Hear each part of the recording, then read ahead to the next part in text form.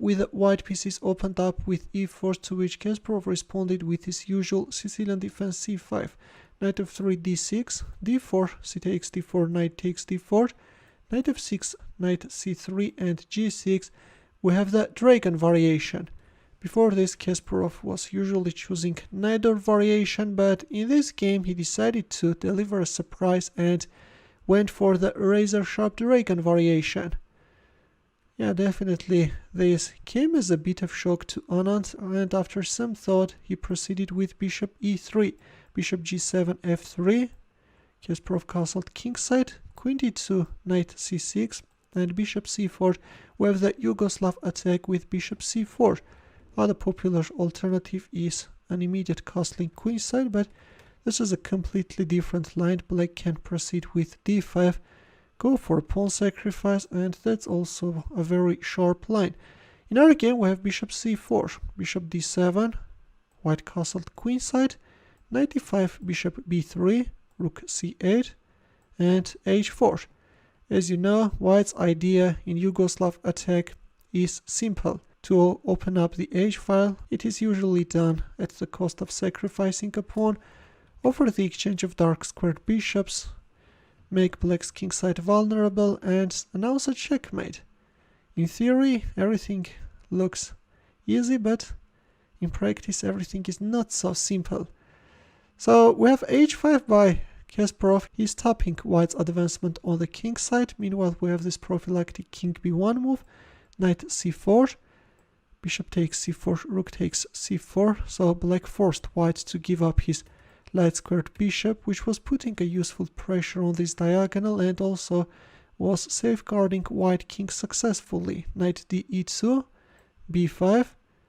There we have it, bishop h6. By offering the exchange of dark squared bishops, white wants to weaken black's kingside, and queen a5, a move which was first played in 1967 in a game played between Suetin and Sabo. Other alternative is b4, which is more popular, but in our game we have queen a5, bishop takes g7, king takes g7, knight f4, rook c8, and knight c d5.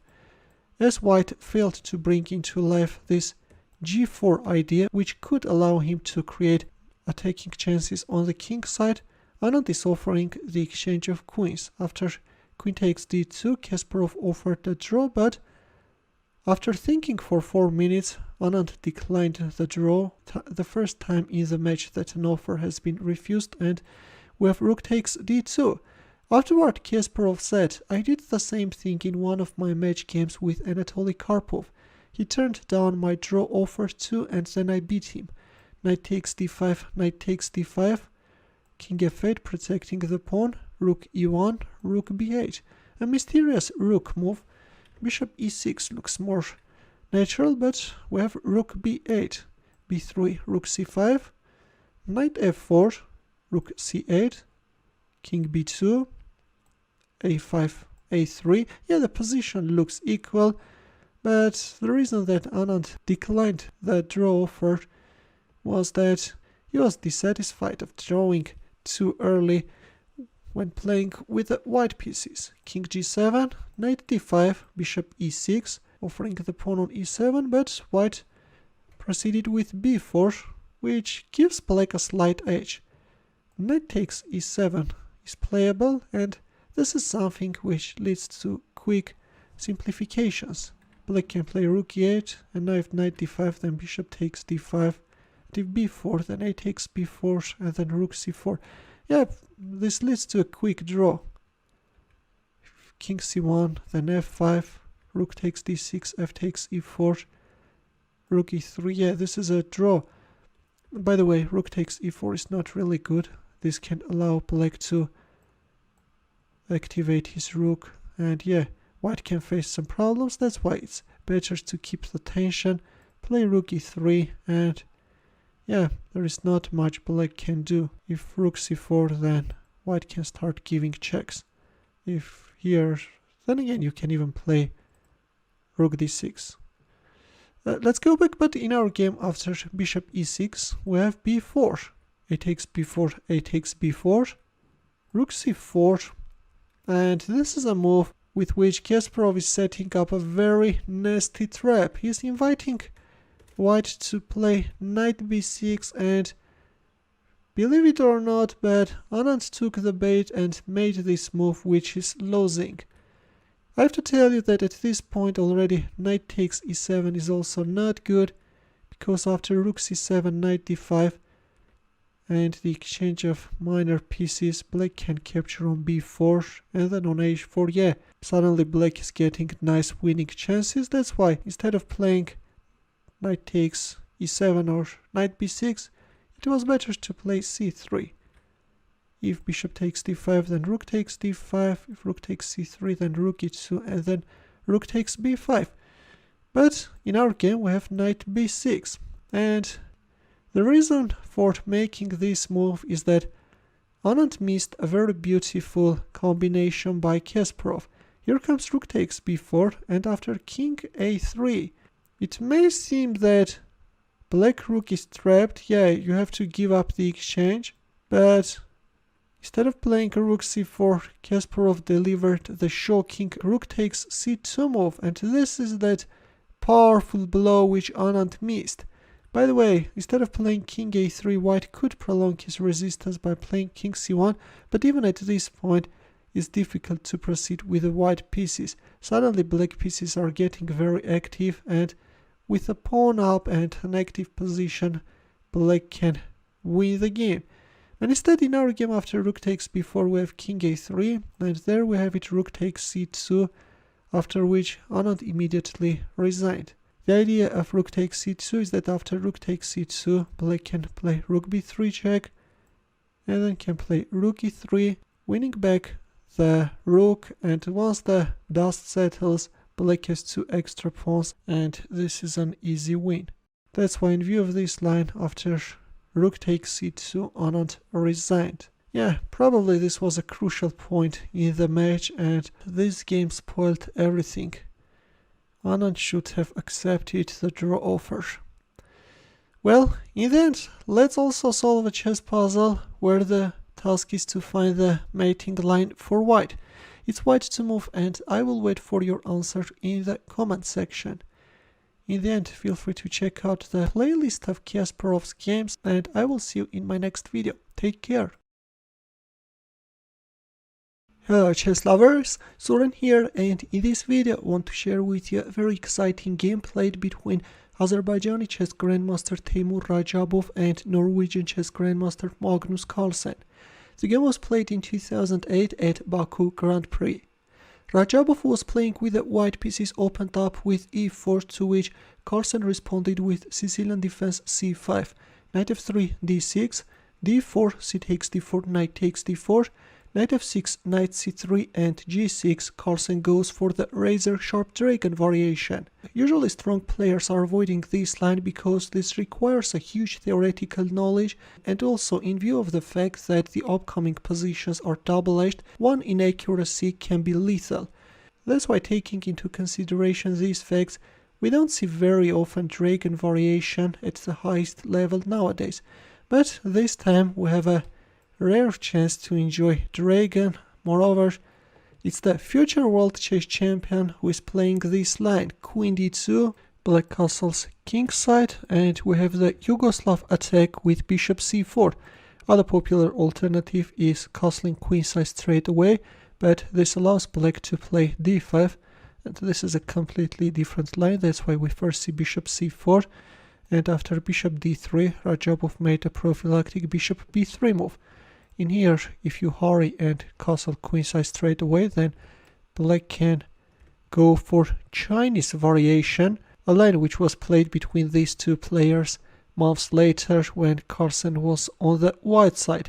But meanwhile, in our game after bishop d7, we have bishop b3, rook c8, and the can opener marches forward h4.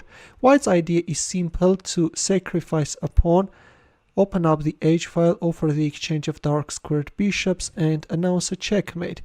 In theory, all this looks simple, but in practice everything is not so easy.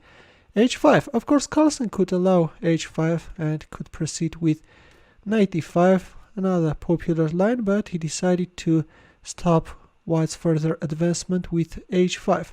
But with h5 he surrendered the g5 square. Here we have castling queenside, and after knight e5 white's dark squared bishop occupied the g5 square. Rook c5.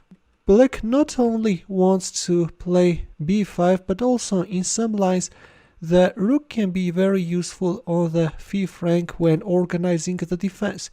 King b1, we see another prophylactic move, and rook e8. Black is overprotecting the pawn on e7, and also in some lines if white plays bishop h6, then black can answer with bishop h8, thus keeping alive the dark squared bishop. I want you to get the idea of rook e8 in detail. For example, in here if you go for b5, then white can play g4, and to h takes g4 can play h5, and after knight takes h5 white can play knight d5 hitting on e7. And now if rook e8, then white is managing to gain a precious tempo and can go for an exchange sacrifice, and this is a line which favors white. White has an initiative. Now I have to tell you that the position still remains highly complex and double-edged. But in our game after king b1 we first see rook e8 by Carlsen, and g4, a very aggressive move by Radjabov. After the game, Radjabov admitted that he had mixed up two lines. In here, rook e1 or bishop h6 are considered to be more popular, but in our game we have g4.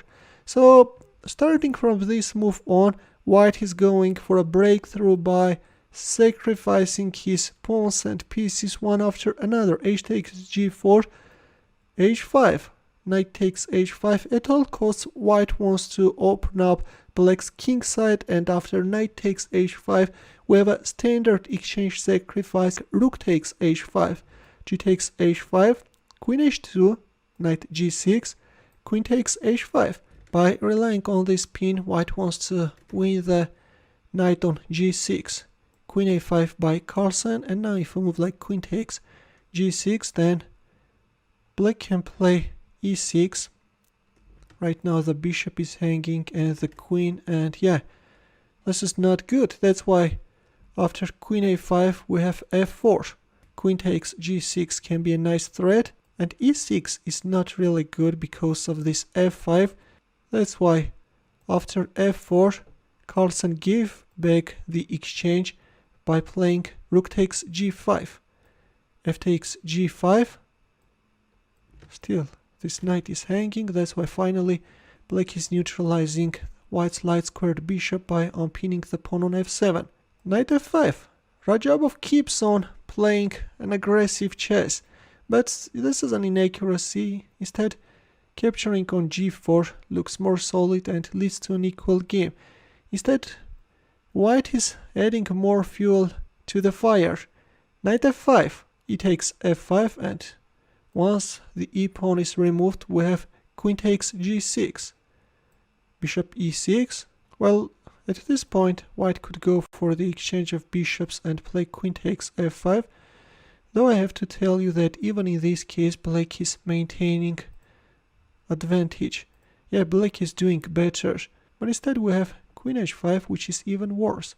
F takes e4, rook f1. White is creating a very dangerous bishop takes e6 threat, emphasizing the vulnerability of the h5 e8 diagonal and the weakness of the f7 pawn. Queen e5, black is neutralizing the threat and at the same time is making the knight on c3 immobile in view of the weakness of the long diagonal. But it turns out that apart from bishop takes f7 threat, white created another threat, and that is rook takes f7. Look at this beauty, guys. Yes, Radjabov is throwing into the attack every possible piece. Sacrifices are all over the board and I can see the board burning. But still, Carlsen is managing to defend accurately. A takes b3. By the way, as you may have already guessed, capturing on f7 is not good because this leads to a checkmate. That's why after rook takes f7, we see bishop takes b3, a takes b3, and g3. So all Carlsen needs is to make use of his passed pawns. King a2, rook f8, after which the exchange of rooks followed. King takes f8, queen g4, e3, g6, and e2. Still, black is relying on the vulnerability of the long diagonal and is trying to make use of his passed pawn, but it turns out that this e2 is an inaccuracy. Well, so far so good. Carlsen's game was accurate, but with e2 he is allowing white to give a perpetual check. Instead, playing bishop f6, king e8 or king e7 are better. And the problem with this e2 is that by playing queen d7, white could equalize. Right now there is a direct mating threat, and if queen e7, then white can give a perpetual check. This is a draw. Yeah, this is a draw. White is managing to save the game, but instead after e2, Rajabov announced a check from f3, after which he will never gain another chance to give a perpetual check, and now black is managing to defend accurately. Some more checks followed, but it turns out that black's position is solid, and there it goes. After queen d5, the second black queen appears on the board. Queen a8 check, king d7, queen b7 check, and after king e8 we have a resignation, because soon white can no longer announce checks. For example, if queen c8, then simply queen d8 and the game is over. That's why after king e8 resignation followed. A very impressive game, I think. Both players played a marvelous chess. Rajabov made countless sacrifices, but Carlsen's defense was super solid. Probably this is the first time when I'm publishing a game played by Carlsen where he's demonstrating brilliant defensive skills. The only time when Carlsen made an inaccuracy was on move 31, with which he gave a chance his opponent to give a perpetual check, but if I'm not mistaken, at that point Rajabov was already in a serious time trouble and he missed the drawing line. In the end, a chess puzzle for you where the task is to find the mating line for black. It's black to move, and I will wait for your answer in the comment section. Thanks for watching. Here are more suggestions for you. Feel free to check them out as well. I will see you in my next video. Take care. Hello chess lovers, Soren here, and in this video I want to share with you an interesting game played between Alexander Alekhin and Mikhail Botvinnik. This is their first ever encounter, which happened in 1936 at the famous Nottingham tournament. At the time Alekhin already was not a world chess champion, and he would regain the title only a year later in 1937. In this game Alekhin had white pieces and he opened up with e4, to which the future world chess champion answered with Sicilian defense, knight f3, d6, d4. Here is what Alekhin writes: on other occasion I would probably have played b4, a sacrifice for which white in this particular position has to my mind sufficient strategical reasons.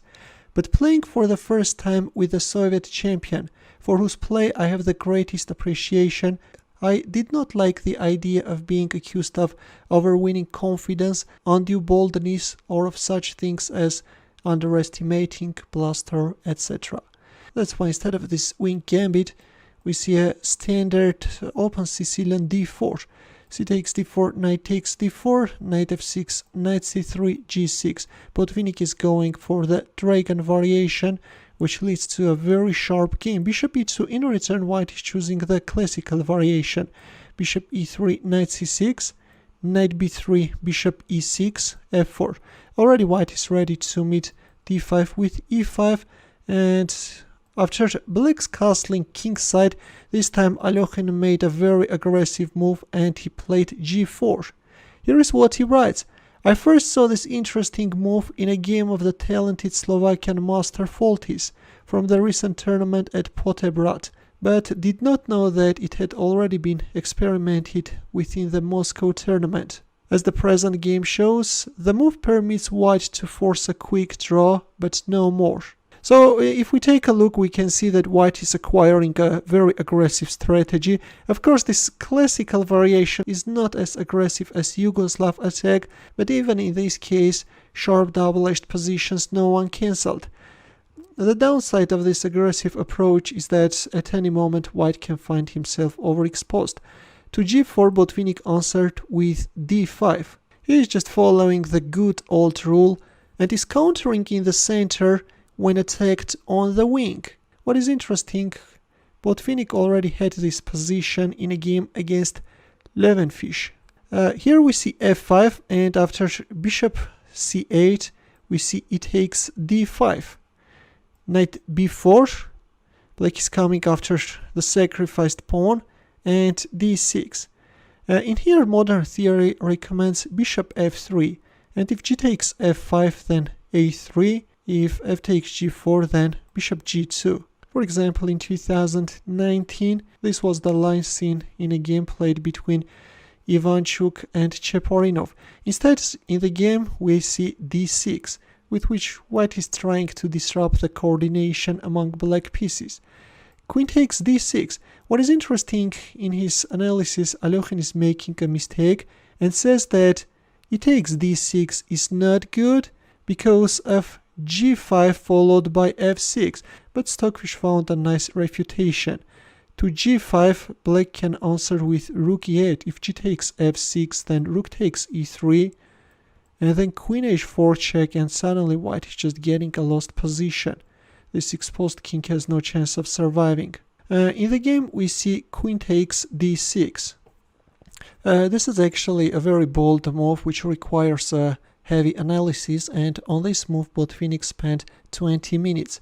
Here comes bishop c5 with a double attack. Of course you can go for the exchange of queens and then move back your knight on c6, but Botvinnik found a more interesting continuation, a sharper one, and he played queen f4. He's protecting the knight, and also from the king side the queen is going to harass this king.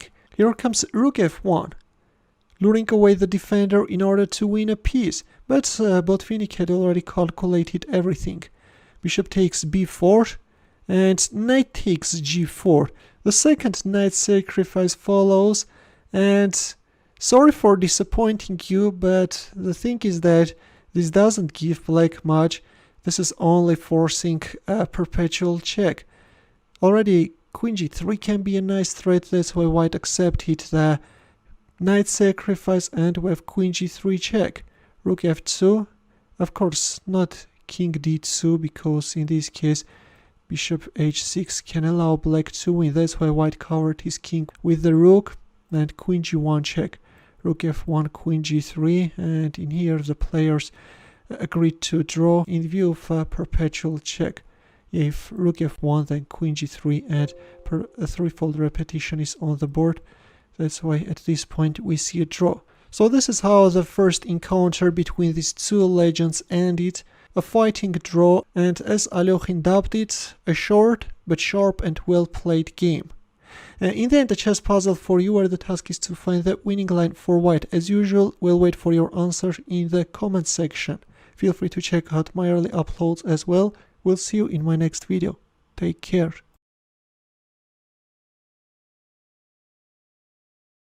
Good day, dear chess lovers. As usual, Suren is here, and the new year, the 2021, wanna start with a game played by the 8th world chess champion Mikhail Tal. In this game, Tal's opponent is New Zealand and British chess international master Robert Wade. Wade was New Zealand champion 3 times, British champion twice, and played in 7 chess Olympiads.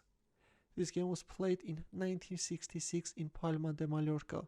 To be honest, I have already shared this game with you, but as I like it too much, decided to take a look at it once again. Let's enjoy it together. So in this game, Tal had white pieces and he opened up with e4, to which Wade answered with Sicilian defense. Probably you may have already noticed that Tal's most fierce attacking games can be met in Sicilian defense, and that's due to the character of this opening. Sicilian usually leads to sharp dynamic games. Choosing more solid and safer openings can of course be a better strategy when facing Tal, but on the other hand, all hail to Wade and other players who dare to play Sicilian against Tal himself. Here we have knight f3 d6, d4 c takes d4, knight takes d4, knight f6, knight c3, g6, first Sicilian, and then one of the sharpest lines, dragon variation, is on the board. A very aggressive approach by white, of course. We are now heading to variations where sacrifices are literally hanging in the air. Queen d2, black castled, kingside, bishop c4. Tal is going for Yugoslav attack with bishop c4, bishop d7, h4, rook c8, bishop b3, queen a5. Modern theory recommends h5 or knight e5. These are the most popular moves, but in the game we see queen a5, a somewhat old-fashioned move. h5. We are on move 12 and Tal is already making a sacrifice. A pawn sacrifice which allows Tal to open up the h file. Knight f6, and only in here Tal castled queenside. Knight e5, bishop h6. Tal is just following the standard idea. First a pawn sacrifice, and then he's offering the exchange of dark squared bishops, which is allowing white to weaken black's kingside further. Yes, once this bishop is removed, finding a right defense from black's side is really a challenge. Rook takes c3. In return, black is going for an exchange sacrifice, which is again a very standard idea in Yugoslav attack. B takes c3. Of course, Tal is an aggressive player. He is looking for a crushing victory, and he's not interested in offering the exchange of queens. That's why we see b takes c3. Black erupted a weakness on the queen side and now is coming after it. King b2, b5. This is good, but Stockfish has different ideas, and instead the engine suggests different continuations. For example, queen b6 with a threat of knight c4 check. Also, bishop takes g4 is a nice alternative, at which I would like to take a quick look. And now if f takes g4, then knight takes e4 is coming. This is again a very standard sacrifice, which can be seen very often in dragon variation, where black is luring away the f-pawn and is winning the central e-pawn. Of course, right now black's attack looks very scary, but with an accurate defense, white can repel it. King c1, queen a3, knight takes d1, rook h8 check, and white can give a perpetual check. Of course, black will never play king f6 because of this g5, and now it's white who is prevailing. And by the way, at this point, for example, winning the knight is not good, because after queen b2, it's black who is managing to gain lead in attack, as black is getting better chances. Instead, in our game, we see b5 by white, which is also a decent continuation. Rook h1. This is a very sharp double-edged position where both players have to be very careful. Bishop takes c4, b takes c4. There it goes. In return, black managed to open up the b file, and it was in here that Tal landed a heavy punch. Can you find his next move? Ready? This time we see rook takes h7 by the legend. A rook sacrifice which is allowing white to completely open the semi-open h file and proceed with the attack. The sacrifice also allowed white to switch the queen into the attack with a tempo. And now queen h7, queen h8 is the threat. e6. Black is freeing the e7 square for the king, but this is a terrible mistake. Black's last chance was playing queen e5 in order to cover this essential diagonal. If queen takes h7, then king f8. If here, then here. Yes, black is managing to defend. Instead we see e6, and now let's see what's the problem with it. f4 by Tal. This is a very subtle and strong move, which can be difficult to find. Hurrying and winning the knight won't give you anything. Black is managing to find a safe shelter for his king. In the game we see f4, and with this move white is not only taking under control the e5 square, but also wants to play g5 in order to get a foothold on f6. For the queen, later you will see how useful this pawn on g5 can be. e5 by weight, a desperate attempt. He's attacking white knight, but there is no way out. There comes g5. Tal is also sacrificing the knight. By the way, at this point hurrying up and playing queen takes h7 is not good, because again black can hide his king on e7. That's why we see g5. And now if you accept the knight sacrifice, then you will quickly get checkmated. Check. King e7, and already the pawn is on g5, and you can announce a check from f6. Now can you understand how useful it was to bring the pawn on g5? And then rook h8 is mating. After g5 black played bishop e8, but again this can't help him. Of course this is a cunning defense, and you should not take the bait and hurry with queen takes h7. Again, even in this case it turns out that queen h7 is not good. Already in this case, if check, then black can play king d7. So the idea of bishop e8 was to free the d7 square for the king and strengthen the pawn on f7, right? Of course Tal saw all that, and in here, instead of that foolish queen takes h7, Tal made a brilliant move, a touch of a genius. Can you find the move with which he decided the outcome of the game? Ready? This time we see knight e6, a staggering blow with which Tal is forcing his opponent to open up the 7th rank, after which checkmate become matter of moves. Right now we have a direct mating threat. Well, you can announce some checks, but this won't give you anything. And now if you accept the piece sacrifice, then this is how white can win. Queen h8 check, king e7, rook h7. Of course, even in this case there are some underwater stones which you should take into consideration. If king d8, then queen f6 is mating, and if bishop f7, then queen f6 check, and then queen takes f7, and then queen b7, black rook also drops, and soon this king will get checkmated. That's why after this marvelous knight e6 move, resignation followed. A very, very nice game, right? This is just a classical example on how white can attack against dragon variation. If you are a Yugoslav attack player, ideas used in this game can be very useful. Will be also good if you can set up this game on your software and analyze on your own. You will benefit a lot. In the end, a chess puzzle for you, a simple one where the task is to find the winning line for black. As usual, we'll wait for your answer in the comment section. Feel free to check out my early uploads as well. We'll see you in my next video. Take care. In my long chess career, the dragon variation has been used against me about 20 times, and I think only once has my opponent managed to gain a draw. But although many years have passed, to this day this encounter with Korchnoi remains one of the clearest examples in the whole history of the variation. Possibly the level at which his game was played had a part in that. Anatoly Karpov.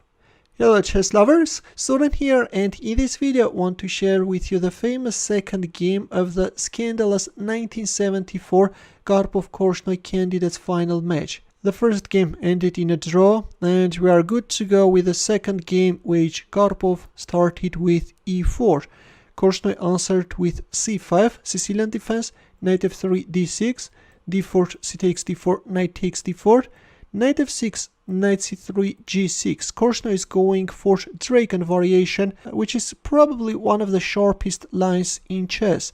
Among leading grandmasters, dragon has not been popular, since white obtains a dangerous attack by choosing the Yugoslav attack and can even win with just a home preparation. This opening requires a gigantic theoretical knowledge. The lines stretch past 25-30 moves.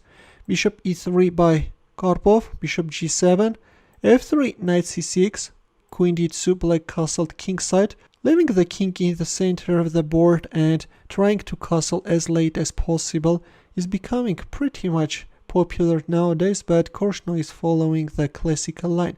Bishop c4, so we have the Yugoslav attack with bishop c4. Oops, and at this point we first see h4. So white's idea is simple: to open up the h file, exchange the dark squared bishops, and target opponent's king. In return, black is organizing a counterplay on the queen side, relying on the vulnerability of the c file, and in many cases is using the power of this fianchettoed bishop. Rook c8. Korchnoi is following the line which earlier in 1971 he had played against Yefim Geller, although unsuccessfully. Other popular alternative is playing queen a5 and putting the kingside rook on c8. In that case, to bishop h6, black can answer with bishop h8. But instead we see rook c8, bishop b3, knight e5, and Karpov castled queenside, knight c4, bishop takes c4, rook takes c4, h5. At the cost of sacrificing a pawn, white wants to open up the h file as soon as possible. Knight goes back on f6. Karpov writes, here white has many possibilities: rook dg1, knight d5, bishop h6, e5. However, I chose the modest knight retreat to e2, as I had in mind one new idea which I had prepared specially for this match. Queen a5 by Korchnoi. But according to Stockfish, this is an inaccurate move, and instead Stockfish suggests rook e8 in order to meet bishop h6 with bishop h8. But instead in the game we see queen a5, bishop h6, and without meeting any obstacles, white is managing to exchange the dark squared bishops. And once black's dark squared bishop is removed, black's defense is becoming very vulnerable. Rook fc8, putting further pressure on c3. In many cases, as you know, black is going for an exchange sacrifice, and rook d3. There we have it. This is that prepared move about which Karpov was speaking. He is reinforcing the c3 square further, thus freeing this knight which already can jump into the attack. Rook 4 c5. On this move, Korchnoi spent more than half an hour, but this is a mistake. He is strengthening the fifth rank, but instead it was better to play bishop e6. And now if g5, then knight h5. If knight g3, then queen e5. Now can you understand how important it was to keep the fifth rank free for the queen? And after knight takes h5, g takes h5, rook takes h5, black can play queen g7. Or to queen h5 also. Queen g7 works, and black is actually managing to put a very tough resistance. But instead in the game we see rook c5, and now let's see what's the problem with it. Here comes g5. Karpov is going for the second pawn sacrifice, which Korchnoi accepted, but let's take a look. What if knight h5? Then in this case white can play knight f4. If rook takes g5, then rook d5 is very strong.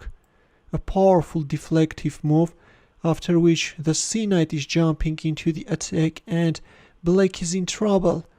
Let's go back in the game to g5. Black answered with rook takes g5, and as we have reached the critical position, you can pause the video and try to find Karpov's next move. Ready? Like in the previous line, we have a similar sacrifice, and there comes rook d5. Not allowing black to put resistance with a move like rook h5.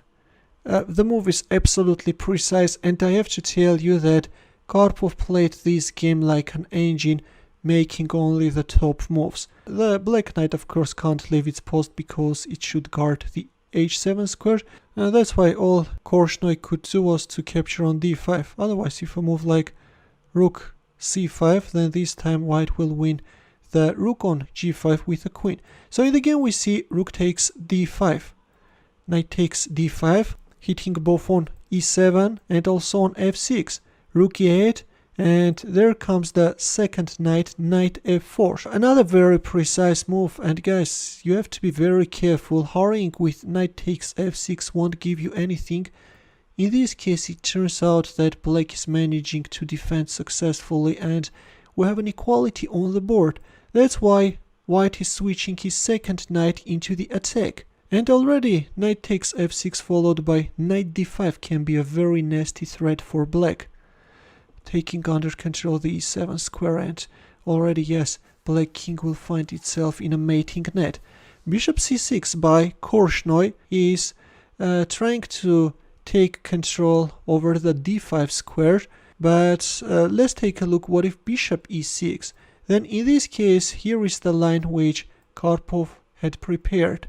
He was intending to capture on e6 and then on f6 and then on h7, and yes, black's position collapses. There is now a direct mating threat. If queen g5 check, then king b1. If rook e7, then queen b8 check, and we have some sort of a windmill, you know, and then if here, then another check, and then queen takes d6, white is winning. In the game we see bishop c6, and another heavy blow by Karpov, which again turns out to be the only move allowing white to keep the advantage. e5. With this move, white is now trying to cut black queen from the defense. If d takes e5, then knight f6 check, followed by knight h5, and the game is over. If g takes h5, then rook g1 is winning. In the game to e5, Korchnoi answered with bishop takes d5 and e takes f6. E takes f6, queen takes h7 check, king f8, queen h8 check, and Korchnoi resigned. This is move 27 and we have a resignation. If king e7, then knight d5 check, followed by rook e1. So Korchnoi took a calculated risk, but we can see that Karpov's pre-match preparation turned out to be better. Korchnoi didn't even have time to reveal his preparations. Karpov writes, in the second half of 1974, this game won the best game prize in Informator with 89 marks out of 90. In the almost 30-year history of this contest, never have the Grandmaster jury been so unanimous. In the end, a chess puzzle for you where the task is to find the winning line for black. As usual, we'll wait for your answer in the comment section. Feel free to check out my early uploads as well. We'll see you in my next video. Take care.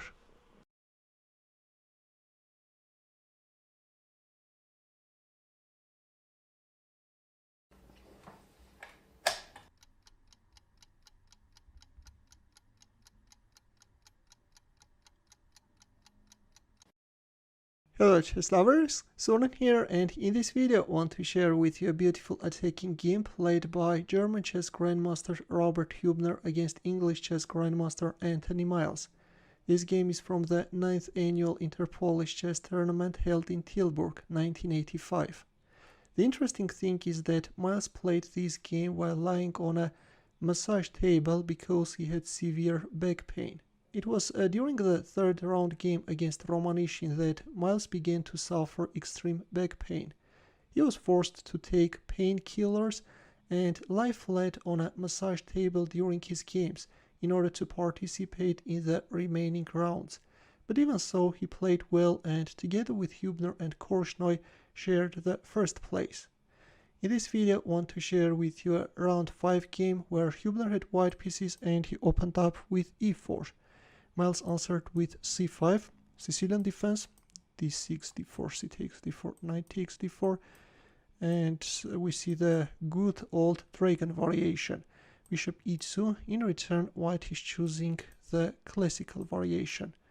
Both players castled kingside, bishop e3, knight c6, we see all this standard stuff, f4, queen c8. Now black wants to go for a move like bishop g4, and white can either stop it or play king h1. In here king h1 is the main move, but in the game we see bishop f3. And also from c8 the queen can put a useful pressure down the c file, although the c8 square usually belongs to black rook. Knight d5, after which several exchanges followed. Knight b4, hitting on c2, also the dark squared bishop's diagonal is open. Queen e4, in return white is attacking both the pawn and the knight. And also white is neutralizing a threat like knight takes c2, because in this case rook c1 can follow. In the game after queen e4, black made a passive looking knight a6 move. It was better to play a5. This is a more active try and can give black better chances. But in the game we see knight a6, c3, queen c7, rook a e1, rook a e8, f5. Well, at this point it was better to play f5, you know, and once black allowed white to go for f5, this is allowing white to create a very dangerous kingside attack. Knight c5 was made with knight takes c5, after which white switched his rook into the attack from the third rank. G takes f5, which weakened black's kingside further. Queen d6, bishop f4, although playing rook h3 straight away is also playable, but in the game we see bishop f4, and only after queen b6 white created a mating threat. h3, rook g3. We have a deadly pin, and now white wants to win this pawn. King h8. So black is unpinning the knight, but a king move like this can't save the game in typical positions. We've already reached the critical position, and you can pause the video and try to find Hübner's winning move. Ready? Now look, the queen is covering the 6th rank, is successfully guarding the h6 square. That's why we need to make a blockading move, and rook e6, this marvelous rook e6 move followed. Let me tell you that d6 is also winning, but this is more precise and at the same time it's just spectacular. Black accepted the rook sacrifice, and as already the 6th rank is blocked, we have bishop takes h6, c4 check, and after king h1 black resigned because black king is in a mating net. If he takes d5, then bishop takes g7, and then bishop takes f8. Yeah, just no way out. If king takes f8, then queen h7, and if king f7, then queen h5, followed by queen takes e8. Yeah, this is a total destruction. That's why after king h1 resignation followed. A quick and confident victorious game by Robert Hübner, which I hope that you enjoyed greatly. Although I have to tell you that since Miles played this tournament well, shared the first place, also played in a very unusual way, should publish one of his games as well. In one of my upcoming videos, we will cover a round 6 game which Miles played against Lev Polugaevsky. In the end, a chess puzzle for you, where the task is to find the winning line for white. As usual, we'll wait for your answer in the comment section. Thanks for watching, we'll see you in my next video.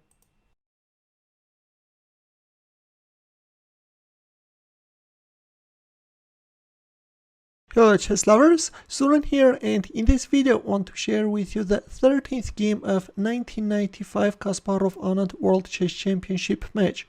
In this game Anand had white pieces and he opened up with e4, to which Kasparov responded with Sicilian defense. Knight f3 d6, d4 c takes d4, knight takes d4, knight f6, knight c3 and g6. Like in game 11, Kasparov is choosing the razor-sharp dragon variation, which requires a huge theoretical knowledge. As you know, in some cases the lines are stretching past 25-30 moves. And this move actually came as a surprise for the grandmasters in the press room, because they were expecting a return to the Najdorf-Scheveningen seen in games 1, 3, 5, 7 and 9. Here Anand played bishop e3, bishop g7, queen d2. In game 11, Anand first played f3 and then queen d2, and the difference is that in here, when you are playing queen d2 straight away, you are allowing black to play knight g4, something which leads to completely different lines. And after bishop b5 check, black is moving his king on f8. But instead of choosing this line starting with knight g4, Kasparov made the usual knight c6 move. f3, black castled kingside, and with a transposition of moves we are entering the lines played in game 11. Bishop c4, white is choosing the Yugoslav attack, which is the sharpest way of meeting dragon variation. Bishop d7, h4. Already this is a deviation from game 11. In that game, Anand castled queenside, but this time he decided to leave the king in the center and start an immediate kingside attack. H5 by Kasparov, stopping the h-pawn's further advance, bishop b3, rook c8, and knight takes c6. Not a popular move in Yugoslav attack. Definitely this was a home preparation by Anand, and he wants to surprise his opponent. In this case, when you are going for the straight exchange of knights on c6, you are not allowing black to bring into life this knight e5, knight c4 idea, but the downside of this move is that you are allowing black to open up the b file. Yes, Kasparov recaptured on c6 with the b pawn. Bishop h6, c5, bishop c4, stopping c4, which could be quite unpleasant for white.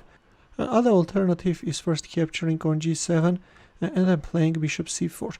In the game we see bishop c4 straight away, queen b6, bishop takes g7, king takes g7, b3, bishop e6. Very often in dragon variation black is eager to have doubled pawns on the e-file, but Anand rejected the offer of exchange of bishops and played knight d5. Bishop takes d5, it takes d5. So at this point, if we take a look at the position, we can see that black has a weakness on e7, and if white can castle queenside, put pressure on e7, also bring into life that g4 idea, then black can find himself in trouble. That's why at this point Kasparov hurried with getting rid of that weakness and played e5. And strangely, at this point, Anand captured en passant, which is a mistake, and later after the game, Kasparov criticized this move. He actually suggested castling queenside instead of d takes e6. But as Anand was not happy seeing a strong pawn on e5, he captured en passant, and after this move, gradually his position is starting to collapse. Instead of recapturing on e6, which is of course stupid, Kasparov played a very strong d5 move. Yes, as the white king is still stuck in the center, black is relying on that fact, and soon white will find himself in trouble. Of course, the bishop on d5 is untouchable because black has this rook d8 move. And if c4, then f takes e6, the game is over. In the game to d5, Anand answered with bishop e2, and there comes c4. After the game, Kasparov remarked the following: "The first time in my life that I prevented castling on two wings with one move.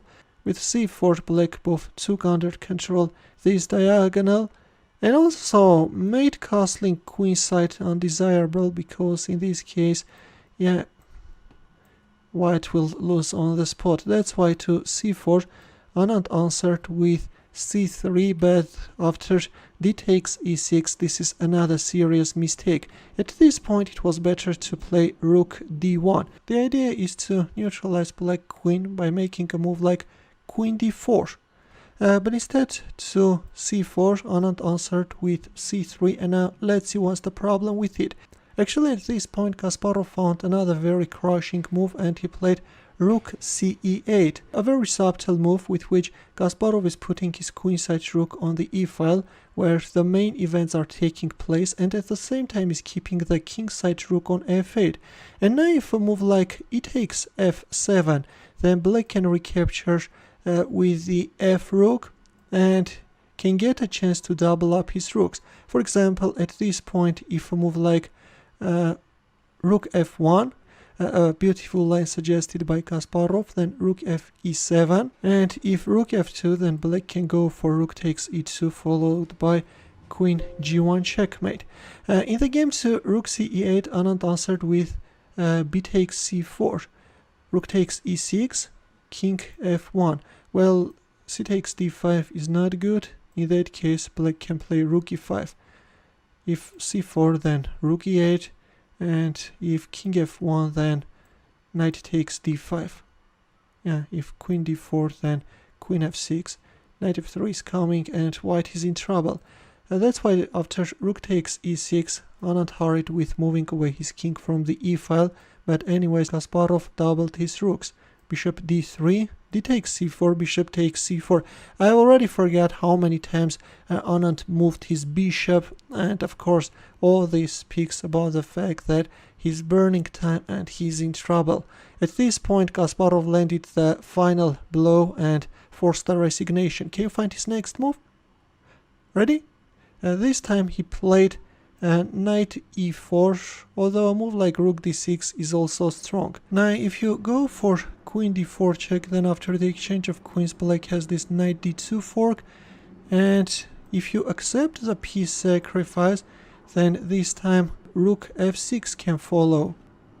If king e1, then rook takes e4 check, and then queen f2, and then rook takes e2. Yeah, the game is over. That's why understanding that his position is totally busted after knight e4, Anand capitulated. Another very impressive game by Kasparov. In his sense, dragon is becoming a very mighty weapon, you know, and in this case Anand's chosen line was a disastrous one and his position went down very quickly. He was actually playing below his level, and on the other hand Kasparov shined once again. In the end, a chess puzzle for you where the task is to find the winning line for white. It's white to move, and as usual we'll wait for your answer in the comment section. Feel free to check out my early uploads as well. We'll see you in my next video. Take care.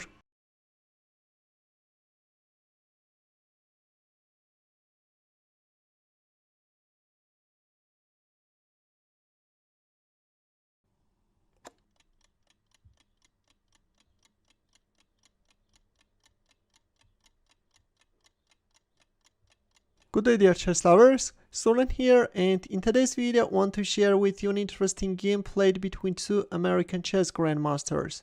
Ray Robson is playing against Ben Feingold. The game was played in 2011 in St. Louis during their match, during Feingold-Robson match, which Robson won. He won 2 games and the other 4 games ended in a draw. This is game 6. Robson is leading in the match and he opened up with e4, to which Feingold answered with c5. Sicilian defense is on the board, and after g6 finally white goes for the open Sicilian bishop g7. Meanwhile the accelerated dragon appears on the board where black avoids d7 d6 so that he can go for d7 d5 in one move, but with bishop c4 white is stopping it. Black castled kingside, bishop goes back on b3 d6, f3, so the standard Sicilian dragon is on the board now, where white is usually castling queenside, black has already castled, and then both players are throwing all their anger at opponent's king. Dragon is never boring, and this leads to a sharp battle. h4. Instead of going for the standard queen d2 and then castling, white decided to go for an immediate attack, temporarily left the king in the center, and he goes for it. h4, h5 is coming. An exchange of knights on d4 followed, b5. In return, black is seeking for a counterplay on the queenside standard idea in Sicilian dragon. a5, h takes g6, h takes g6. Already white managed to open up the h file, but this dragon bishop on g7 is securely guarding the key square h8, and so far black is just doing great. Knight d5, white is now intending to answer a4 with knight takes f6 and then bishop d5. Bishop e6. So first I will go through the game and then we'll turn on Stockfish and we will stop on key moments. At the moment let me tell you that knight takes d5 is also pretty much playable.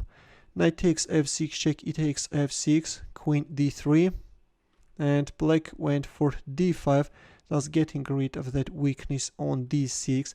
At the same time as white king is still stuck in the center, black wants to open up the position, but black did it at the cost of giving up the pawn on b5.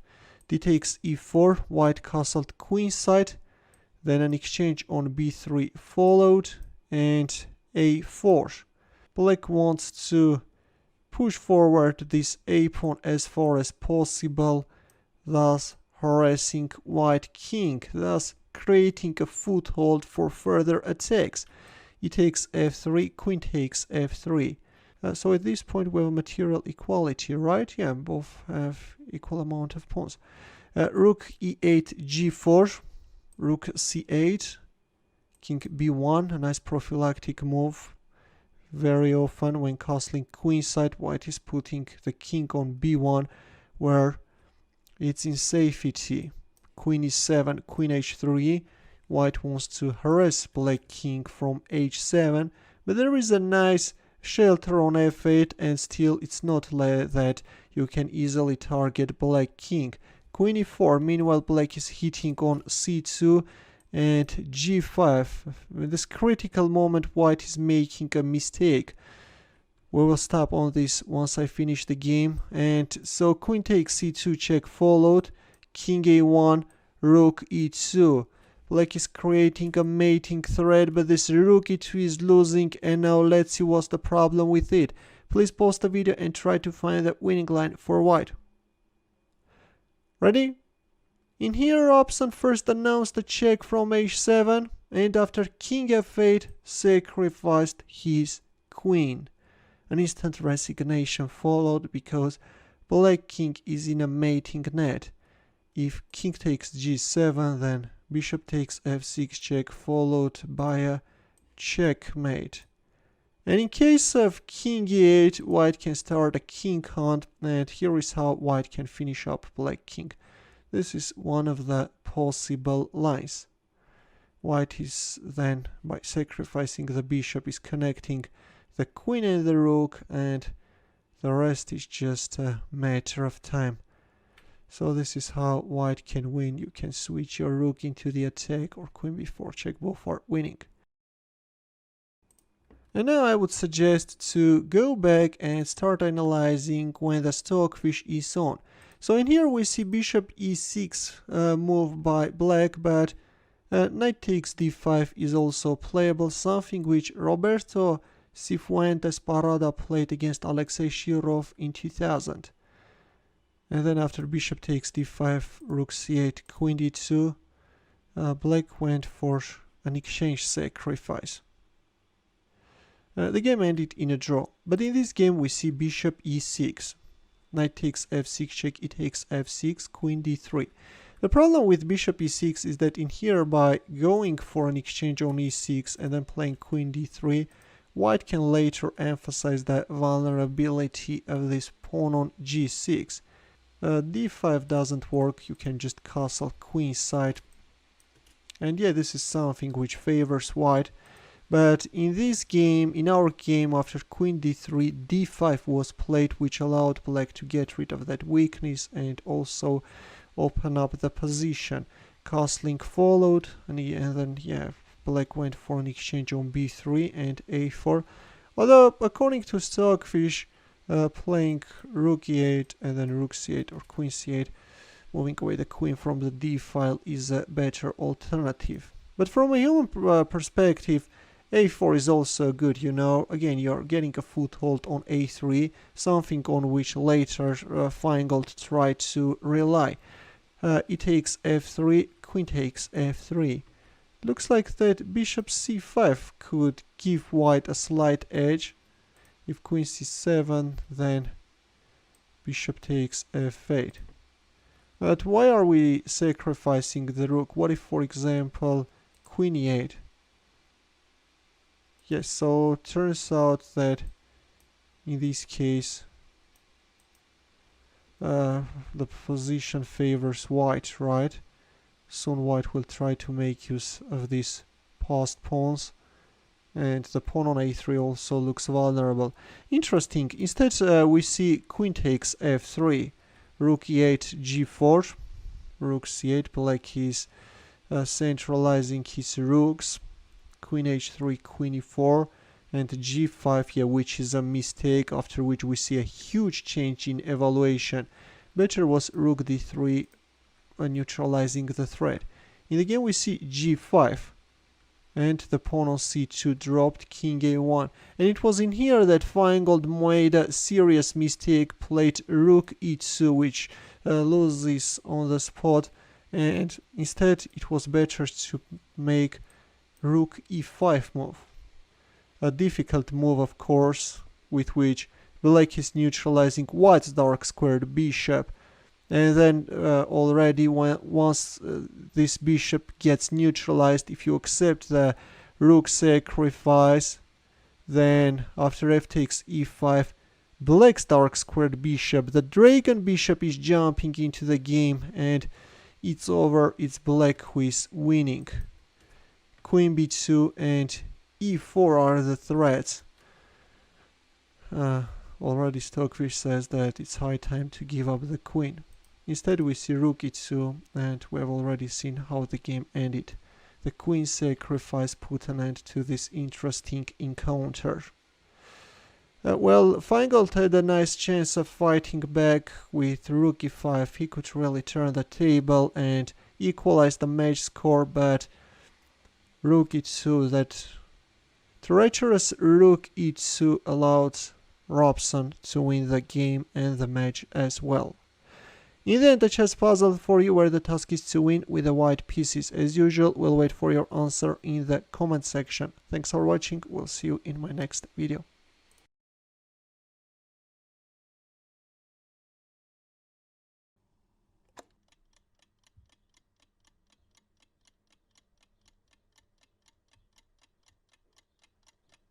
Good day dear chess lovers, Soren here, and in today's video I want to share with you a very sharp and interesting game played between Indian chess prodigy Ramesh Babu Praggnanandhaa and the 15th world chess champion Viswanathan Anand. This game is from 2018 Tata Steel Chess India. This is Blitz section. We are in round 6, and Praggnanandhaa, who at the time of this game was 13 years old, opened up with e4. Anand's answer was c5. He goes for sharp Sicilian defense. A few more moves and the good old Najdorf variation appeared on the board. a3. Praggnanandhaa is choosing an offbeat line in order to deviate from the main theoretical battle, and a3 was met with g6 by Anand. He's setting up this so-called dragon formation. Najdorf and dragon, as you know, these two structures are not that compatible, but probably Anand knows better what's going on. Although soon time will show that yes, really, if these two openings are not compatible, these two setups are not compatible, and very quickly white is managing to gain a prevailing position. Opposite side castlings are on the board. Yes, white boldly goes for castling queenside, and now Praggnanandhaa, after strengthening the pawn on e4, white is ready to throw all his anger at opponent's king. There it goes, the can opener is marching forward. Knight e5, bishop h6. h5 is better. If knight takes h5, then knight f5, but in our game we have bishop h6. An exchange of dark squared bishops on h6 followed, which allowed white to somehow make opponent's kingside vulnerable. Rook c8, g4. Not the best move. In here, h5 can really allow white to win the game. Let's just finish the game and then I will turn on Stockfish and we'll go through the game while the beast is on. At the moment, let me tell you that Anand also felt that there was something wrong with his position, and here is what he said after the game. At some point I felt that he had outplayed me in the opening. The only thing I could hope for was the exchange sacrifice. I honestly don't know if it works or not. There it goes, g4 was met with rook takes c3, a standard sacrifice in dragon variation in Yugoslav dragon, and now by making white's queenside vulnerable, black goes with his counterplay. Meanwhile, white knights land on f5 with a direct mating threat. In return, white is sacrificing his knight and manages to open up the g file. Queen takes c3, rook g1 check, knight g6. A very entertaining battle. F takes g6, f takes g6, h5. This is already a mistake. Making h5 on move 21 turns out to be too late, and this is losing. Please pause the video and try to find the winning line for black. Ready? Look, instead of thinking about defense, Anand proceeded with the attack and played bishop takes e4. In order not to allow bishop takes e4 at this point, it was very important to play bishop d3. But we have h4, and the bishop sacrifice on e4 allowed white to gain advantage. There came queen a1 check, king d2, knight takes e4 check. Black is a rook down, but who cares? White king is in danger. Queen c3 check, bishop d3.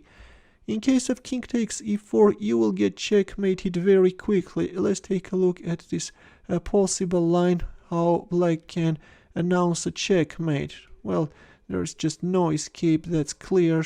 Black is announcing a checkmate. In the game we have bishop d3, white is managing to avoid an imminent checkmate, but is doing it at the cost of losing the queen on h6. King takes e4 and the queen on h6 dropped. Against the queen, white has a bishop and a rook, right? But that's not enough. Also taking into consideration that white has an exposed king in the center of the board, white's position is of course hopeless. This is hilarious, guys. Where is this white king going? We have a crazy king hunt. Where is the checkmate? Let's see. King takes e7, rook takes g6. Here Anand is missing forced mate in 3. Queen f7 is the move. If king d8, then rook c7 with the mate to follow. Then with his next move, black is already announcing a checkmate. In our game we have rook takes g6, but this is also winning, although is allowing white to prolong the resistance.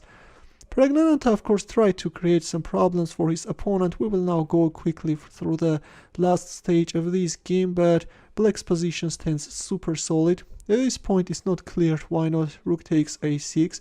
Maybe white was too worried about the future of this pawn, thought that it might become unstoppable, but anyways, white can't do anything. Black king stands super solid, and now cold-heartedly Anand will make use of his passed pawn, queen g4, king e7, and there it goes. The h pawn is marching forward, check, king d6, h3, rook e7 check, king f8. A few more moves were still made, and finally at this point, after h2, finally resignation followed. What I want to do right now is to go through the game while Stockfish is on. Maybe we should proceed from this move on. Okay, you can see that already the engine gives white a huge advantage, and g4 actually spoils everything. Oh, the evaluation goes higher and higher, and Stockfish suddenly figures out that the move is h5. Now if, for example, queen a5, then f4, and if rook takes c3, then h takes g6, and white is just winning. This is crazy, guys, that this early white can win. Now if d takes e5, then this is simple. Knight e6 is coming, and then rook d8 check, and you're losing your queen. And in case of rook takes a3, now there is a threat of rook a1 checkmate, then b takes a3, and here is how white can win. Oh, you have to be very careful with king d2. You can get checkmated, and then queen g3 checkmate. That's why just play king b1. Your king is in safety. You can cover it with your knight, and then you can proceed with the attack. Rook h3. Is this important? Seems like that, yeah. You have to strengthen your position further, and then king b2, and yeah. You managed to set up a super solid defense. You are a rook up and you are winning. Instead we have g4. An exchange on c3 followed.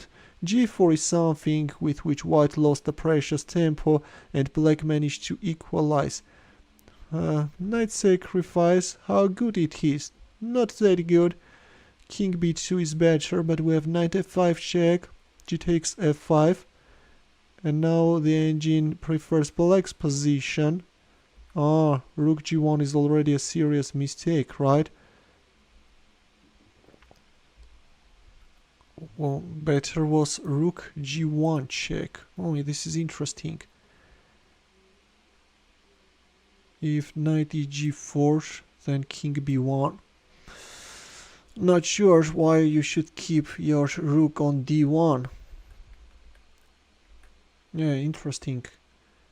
That rook dg1 is losing while rook hg1 is the move. King b1, rook c8, and now you can play queen c1. This is interesting, guys, very interesting. Maybe in some cases you need to strengthen your third rank with rook d3. In our game we have rook g1 check. We'll think over it, we'll try to figure out what's the difference. Or let us know, please. Many of you are really good in analysis. Let me know, please, what's the difference of rook hg1 and rook dg1.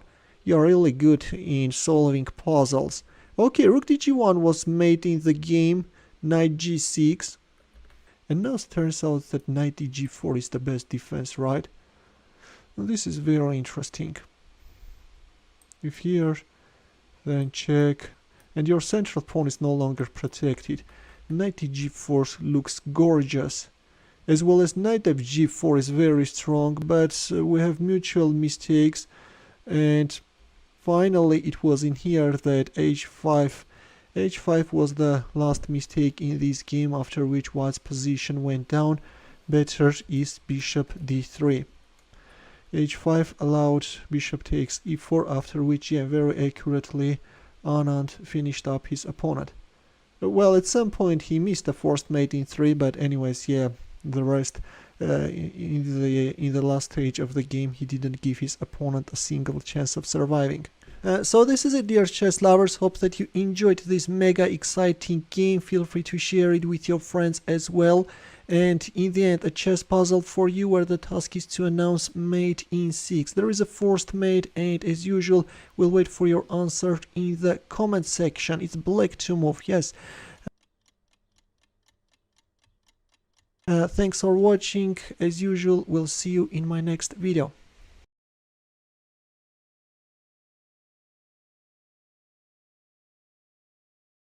Hello chess lovers! Today, on the 19th of February, is Soviet chess grandmaster David Bronstein's 97th birth anniversary. Bronstein is a legendary chess player who in 1951 narrowly missed becoming world chess champion. His aggressive and creative playing style always attracted my attention, and no surprise that I am frequently covering his games on my channel. The position which you can see on your screen is taken from a game played between Vladas Mikenas and David Bronstein. It was in here that Bronstein made my favorite move. You can pause the video and try to find Black's next move. And with his next move, Bronstein actually made history, It is treasured in chess books and is a famous thematic example on how to exploit the backrank weakness. As usual, we'll wait for your answer in the comment section, but meanwhile, what I want to share with you is another interesting game which Bronstein played against Slovene chess grandmaster Bruno Parma. This is a game played at 1971 Aljochin Memorial. This game is from round 4, where Bronstein had white pieces and he opened up with e4. Parma answered with Sicilian defense, knight f3 d6, d4, c takes d4, knight takes d4, knight f6, knight c3 and g6. Black is going for dragon variation, a very sharp line which requires a huge theoretical knowledge and leads to double-edged positions. Black castled kingside, bishop c4. We have the Yugoslav attack with bishop c4, bishop d7, bishop b3, queen a5. Nowadays this is considered to be a bit old-fashioned move. Knight takes d4 or rook c8 can be seen more frequently, but in the game we see queen a5. Bronstein castled queenside, rook fc8. The idea of putting the kingside rook on c8 is that later when white is playing bishop h6, black can move back his bishop on h8, and in this case already the rook on f8 is not under attack. Thus, by saving the dark squared bishop, black is getting a chance to keep the kingside solid. h4.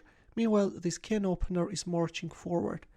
As you know, white has a very standard idea to open up the h-file, which usually white does at the cost of sacrificing this pawn. Then exchange the dark squared bishops, and target opponent's king. In theory, all this looks very easy, but in practice, that's not an easy task, you know. So we have a pawn sacrifice, and then knight d5 followed, with which Bronstein is hurrying to exchange the queens. g4 or bishop h6 are considered to be more aggressive tries, but in the game we see knight d5. So there we have it, the exchange of queens on d2 followed. Now we have a target on e7, which black protected with the king, but at the same time left the pawn on h7 vulnerable.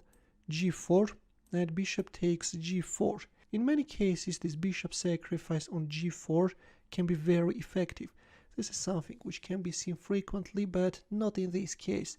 In here, this is just a losing move. Moving back the knight on f6 or playing knight g3 is better. In this case, of course, you are giving back the pawn, but there is nothing wrong with black's position. Instead, in the game, we see bishop takes g4, f takes g4, knight takes g4, bishop g5 hitting on e7, knight hf6, and then the exchange of knights on f6 followed, knight f3, king g7, and then the dark squared bishops also got exchanged. So if we take a look at the position, we can see that black has 3 pawns against a bishop, but it turns out that it's not enough and it's white who is prevailing. Here Bronstein made a very strong e5 move, with which he's getting rid of this weakness on e4, and at the same time is getting a chance to put his knight on the central attacking square, targeting the pawn on f7. Knight e4, which is a very bad move. Knight e6, then rook f1 can follow, putting pressure down the f file, and at this point actually rook f8 could give black better chances. Instead we see knight e4, after which Bronstein moved away his rook from d2 where it was hanging and left black with 2 hanging pawns. h5 and the pawn on f7 dropped. Rook c7, rook g2, meanwhile white is looking more targets. Rook f8, bishop d5, knight c5, knight e5, hitting on g6.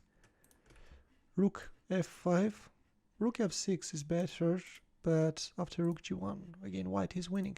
In the game we see rook f5, and simply rook takes g6 check. Rook f5 is just a terrible move, guys. It's stepping into a forced mate.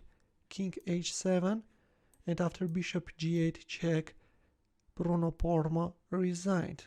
The thing is that after king h8, white is going to announce a very picturesque checkmate. I'm sure in a blink of a second you saw mate in 2, and of course knight f7 is also winning. In that case you will announce mate in 3, but the shortest possible checkmate appears after rook takes h5 check.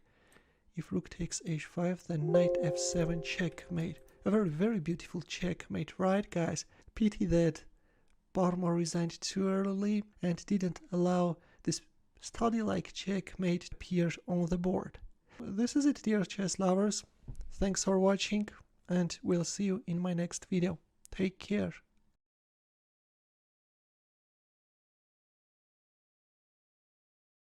Hello chess lovers, Soren here, and in this video I want to share with you a beautiful attacking game played by Spanish chess player Antonio Medina Garcia. His opponent is English chess player William Winter, and this game was played in 1946 in London. Ruben Fine liked this game so much that he included it in his book Great Moments in Modern Chess. Let's see how it goes. Medina Garcia opened up with e4, to which Winter answered with Sicilian defense. d4, c takes d4, knight takes d4, knight f6, knight c3 and g6. Black is choosing the razor sharp dragon variation. In return, white is going for the classical variation. Knight b3, black castled kingside and g4. White is not even paying attention to the fact that this king is still stuck in the center and is going for an immediate kingside pawn storm. Bishop e6, g5. Not the best continuation. Theory recommends f4. Having this pawn on f4 can be very useful. In this case you can meet d5 with e5, kicking away the defender and then capturing on d5. We have already seen this position in a game played between Alexander Alekhin and Mikhail Botvinnik. That was their first ever encounter, played in 1936 in Nottingham. In case you missed it, the link will be in the comment section. But instead we see g5. Knight goes back on d7, h4, knight b6.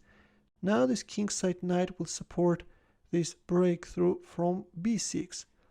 h5 and d5. Black is striking in the center. That is creating a counterplay. Otherwise white's attack could get out of control, you know. Knight d4. Well, first removing this knight and then capturing on d5 could actually give white better chances, but in the game we see knight d4. And the problem with this move is that by capturing on d4 with a bishop and then going for d takes e4, black could gain a huge advantage. This white king is still in the center. Now rook a d8 will follow. There is a semi-open f-file, and all in all, black has a huge advantage. It's not that clear how is white going to proceed with the game, while on the other hand, black can put a huge pressure. Instead, in the game to knight d4, black answered with knight takes d4. Bishop takes d4, d takes e4, bishop takes g7. And in this case, already we have a huge difference. Now it's white who has pretty nice chances. White queen wants to jump on f4, queen d4, queen f4, hitting on e4 and f5. This is already a serious mistake. It was better to play bishop f5. All in all, we have an equality, but in the game we see f5, after which black's position is starting to collapse. Here comes rook d1, queen c5, and as we've reached the critical position, you can pause the video and try to find white's next move. Ready? Now look, if it weren't black queen on c5, you could announce a check from e5, right? That's why, in order to neutralize this queen, white played knight d5, blocking the fifth rank. Bishop takes d5, although I have to tell you that first going for h takes g6 and then playing knight d5 is equally strong. So we have knight d5, and after bishop takes d5 we see queen e5 check. By the way, in case you are considering a move like rook d5, then let me tell you that it's not working. Black is managing to repel white's attack. In here black has an interesting looking rook f6 move, and suddenly the attack gets neutralized. If here, then e3. Yeah, black is managing to strike back. So in the game after queen c5 we see knight d5 and then queen e5 check. King f7, h takes g6 check, h takes g6, rook h7 check. Black king is hurrying to find a safe shelter. And at this point we have another staggering move. You can give a try to find it. Now look, if it weren't the queen on c5 covering the e7 square, then you could announce a checkmate, right? That's why, relying on that fact, white announced a check from b5. The bishop is untouchable because of the checkmate. King d8, and white intensified the pin with bishop c4. Still, this bishop is untouchable because the queen should guard the e7 square. In the game we see e6, and white simply munched that pawn. Rook e8, and another heavy blow. This time we see rook takes d5. Queen takes d5, this is a desperation, and after queen f6 check, resignation followed because black is losing his queen and the game as well. A nice and destructive attack by Medina Garcia. White first blockaded, then deflected, I don't know, then exploited the pin, exchanged sacrifice, and yeah, finally crushed his opponent. In the end, a chess puzzle for you where the task is to find the mating line for white. There is even a forced mate in 4. We'll wait for your answer in the comment section. Feel free to check out my early uploads as well. We'll see you in my next video. Take care.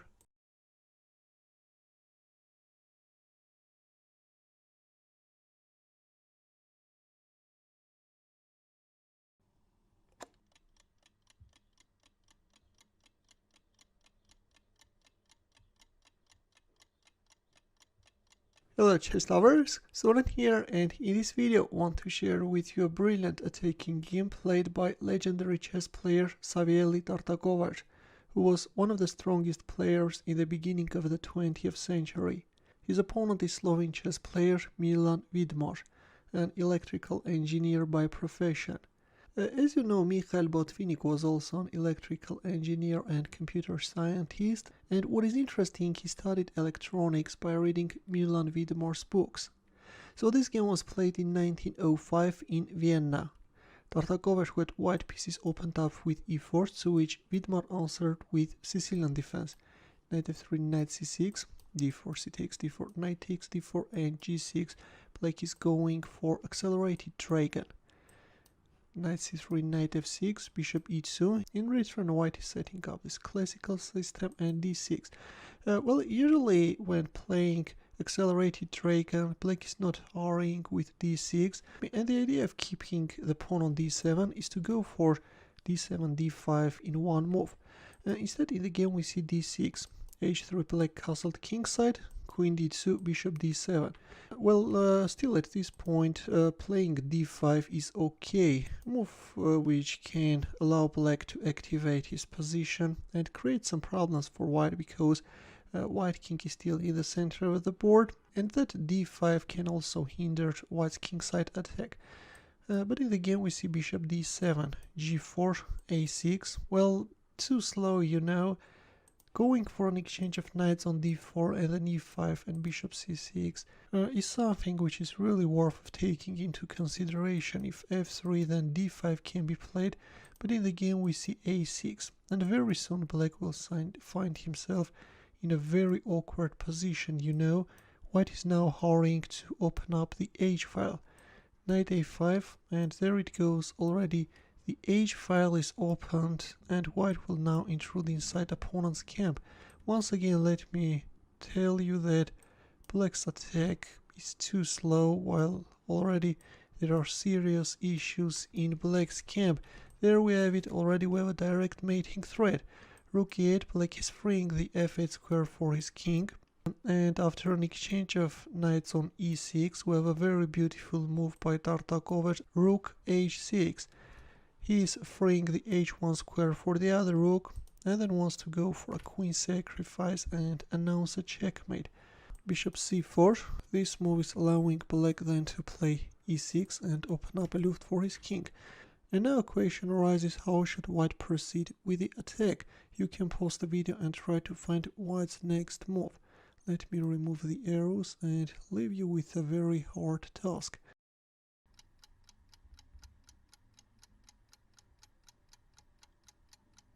So in here, Tartakovac played e5, a very strong move. White is opening up this light squared bishop's diagonal, can go for a bishop sacrifice, and also this pawn is going to play a destructive role. And now if, for example, bishop takes e5, then bishop takes g6.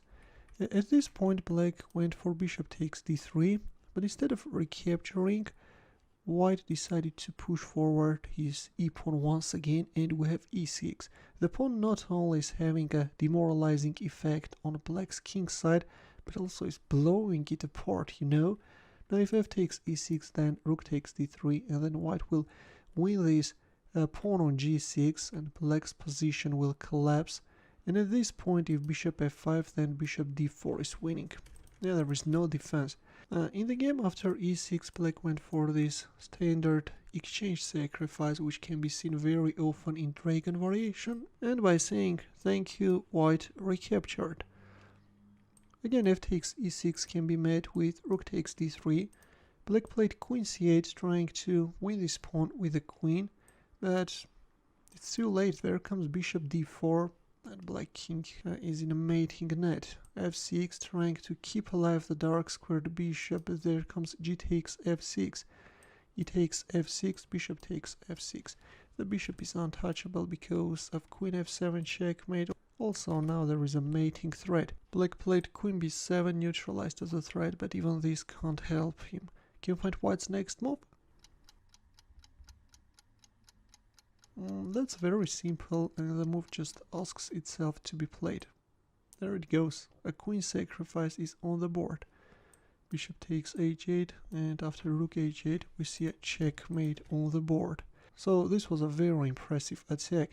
I won't be even afraid of saying that this was a perfect attack which blew apart Milan Vidmar's defense.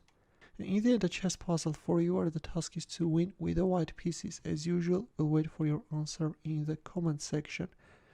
Thanks for watching, we'll see you in my next video.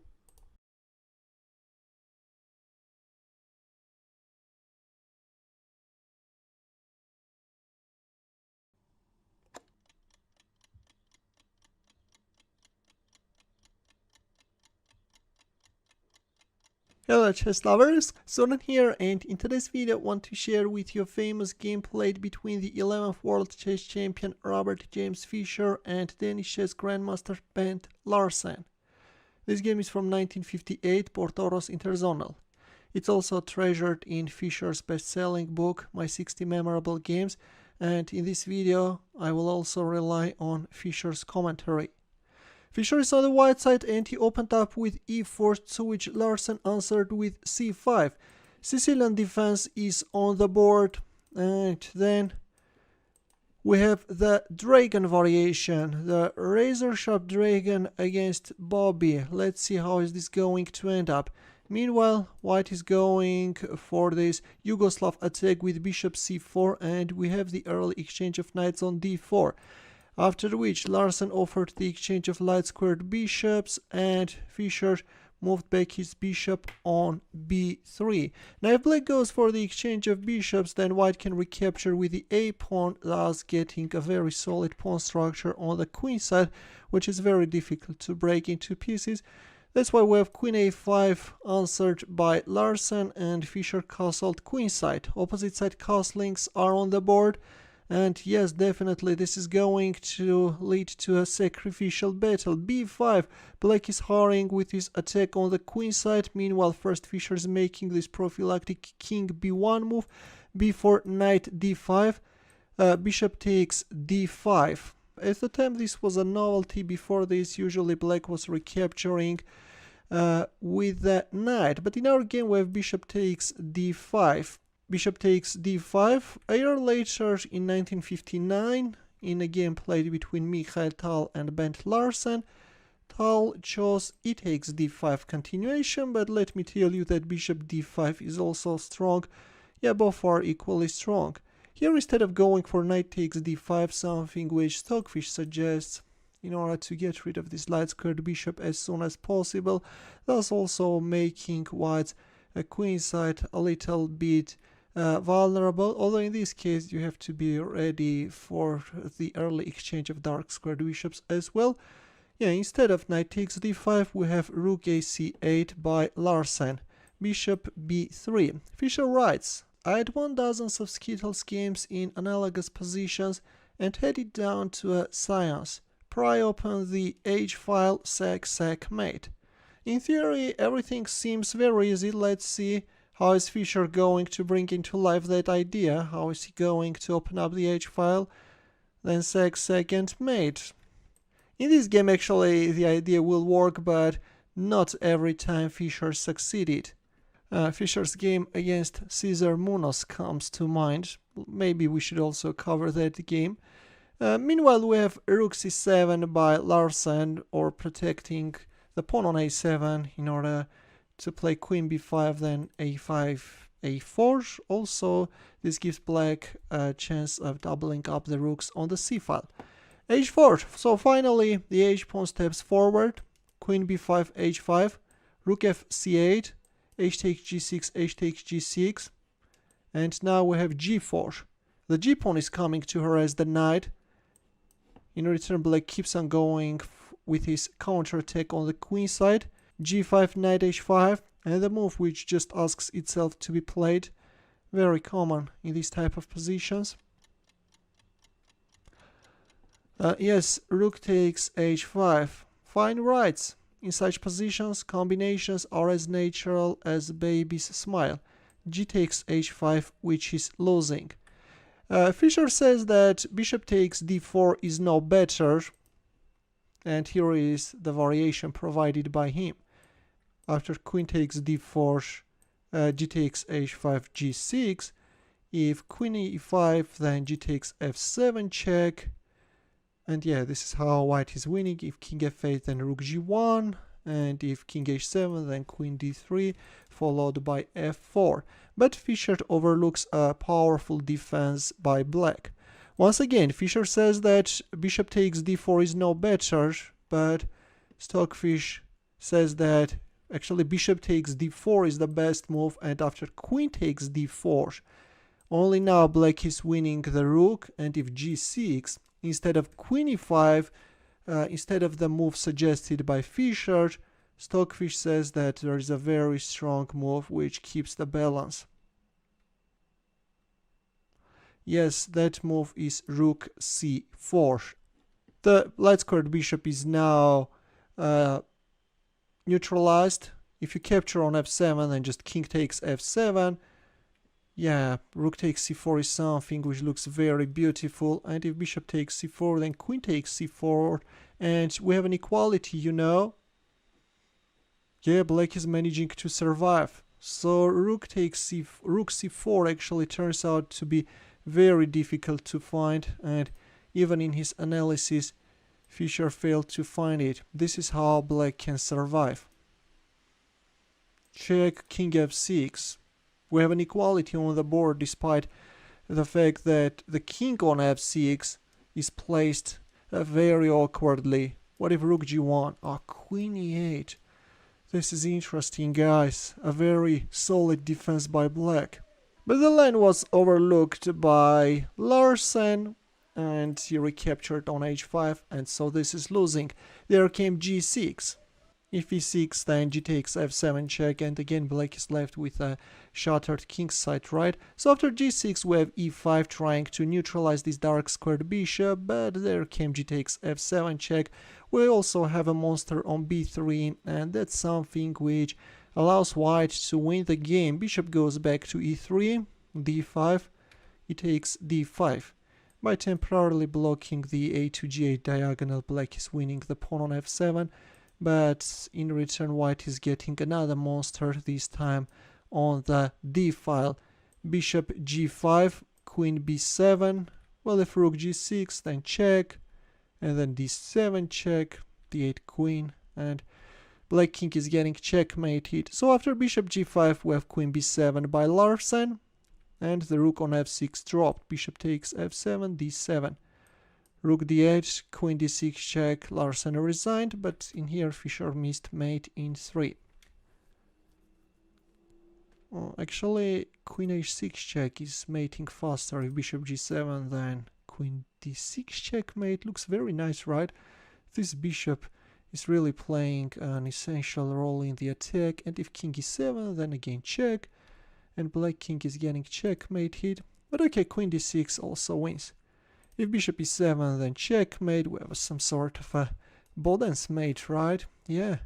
And if bishop e7, if king g7, then rook g1 check, and then queen takes f6. Yeah, black can't save this position. Enough is enough. That's why after queen d6 check, Larsen resigned. Now, nice attack by Fischer. Once again, probably I should also publish Fischer's game against Cesar Munoz, where in reality bringing into life that idea of opening up the H file, sacrificing, and mating is not working, and Fischer is suffering a heavy loss. But in this game what I liked very much was that defense by black, which Fischer also missed. So bishop takes d4 is the best move in here, and then after g6 there is this magnificent rook c4 move, neutralizing the light squared bishop and drawing, equalizing the game, neutralizing the attack as well. Yes, nice move, very nice. Thanks for watching, hope that you enjoyed the game. Feel free to share with your friends as well, and in the end a chess puzzle where the task is to win with the white pieces. As usual, we'll wait for your answer in the comment section.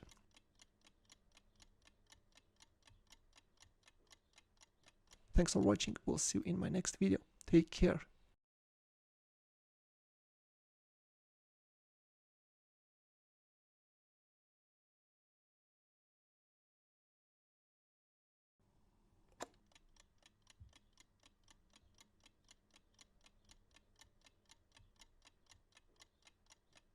Hello chess lovers, Soren here, and in today's video we're going to throw a quick look at a very interesting and instructive gameplay at the ongoing Meltwater Champions Chess Tour. As you know, the prelims are over and we are already in quarterfinals, but still there are some interesting games to analyze from the prelims. Yes, 8 players are now in the quarterfinal and fight goes on. Meanwhile, I want to share with you a game played between the reigning world chess champion Magnus Carlsen and Polish chess grandmaster Jan Krzysztof Duda, a strong player from Poland who won Polish Chess Championship in 2018 and Chess World Cup in 2021.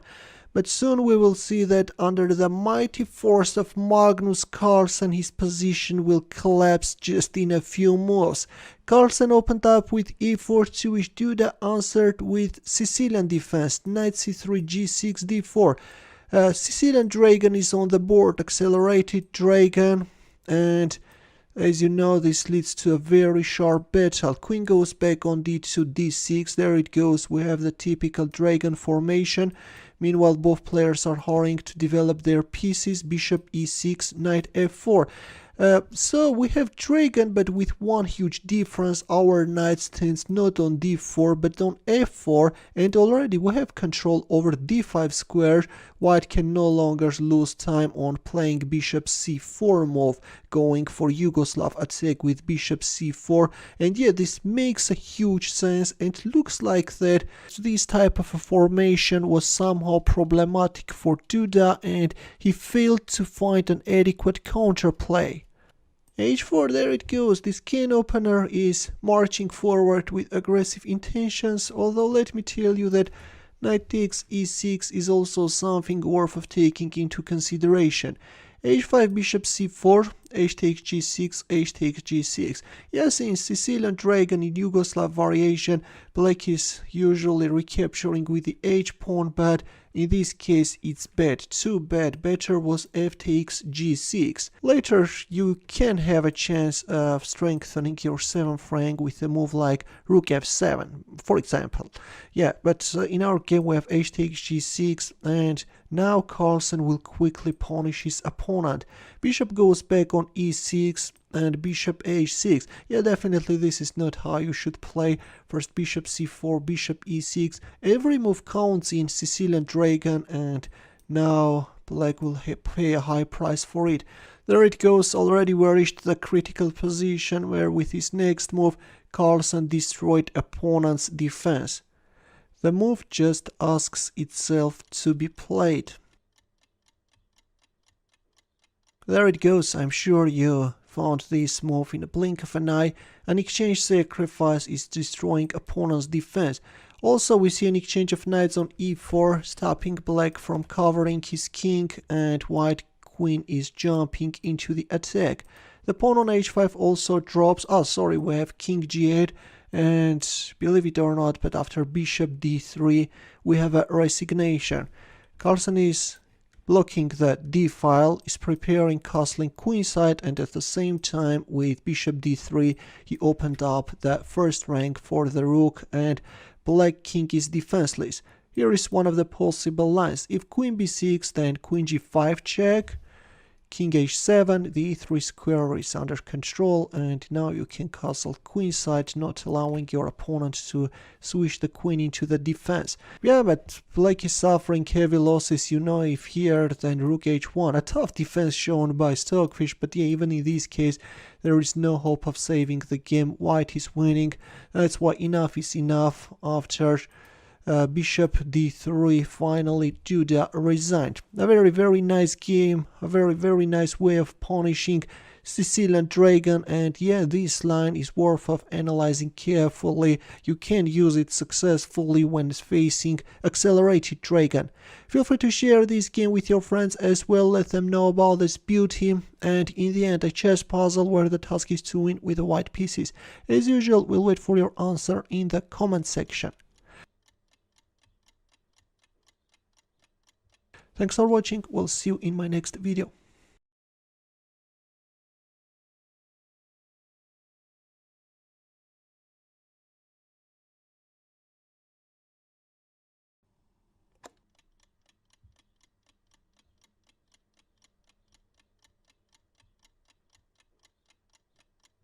Hello chess lovers, Soren here, and this is game Yanis Klavins Mikhail Tal.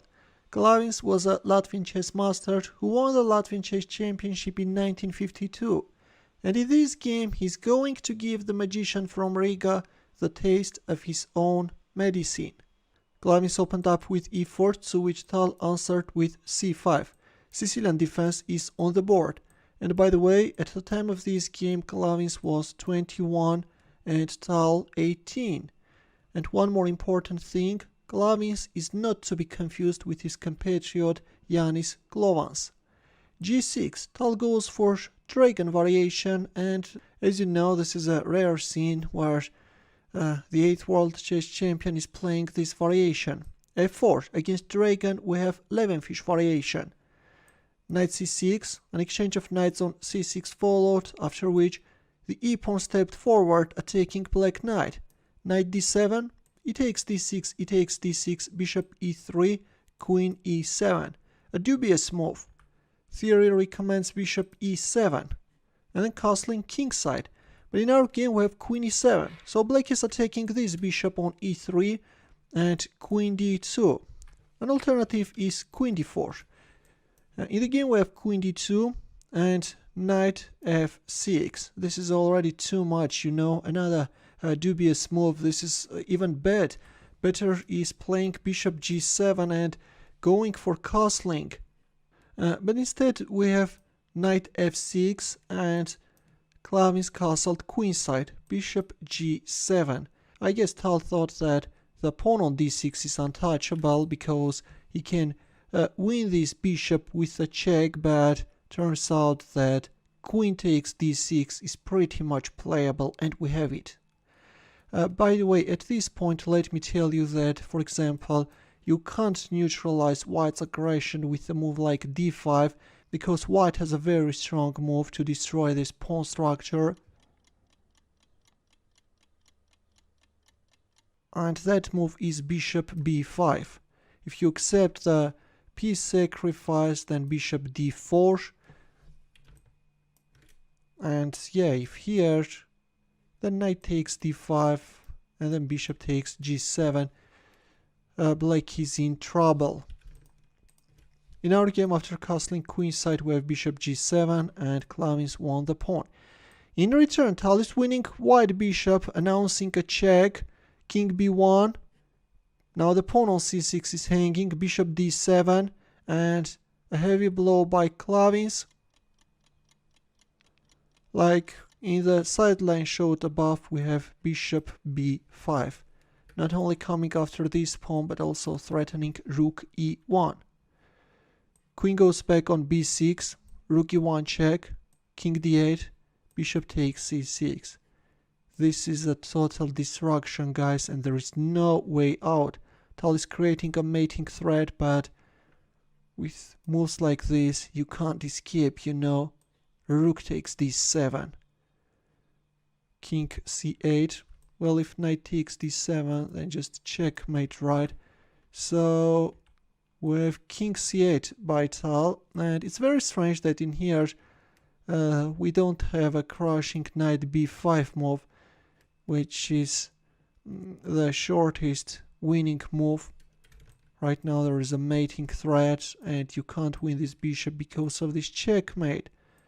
Klavins made a humble move, bishop b5, neutralizing the mating threat, and right now bishop a6 check is the threat. Tal played rook b7, but after an exchange on b7, he resigned. If here, then check, and then rook takes f7, yeah. With 3 extra pawns and a dominating position, this is an easy win for white, that's why Tal resigned. Tal played, of course, very badly. This was a catastrophe, and hard to believe that on the black side was 18-year-old Mikhail Tal. In that, a chess puzzle for you, where the task is to win with the white pieces. As usual, we'll wait for your answer in the comment section. By the way, there is a forced mate in 5, and just try to visualize it, just try to see up to the checkmate.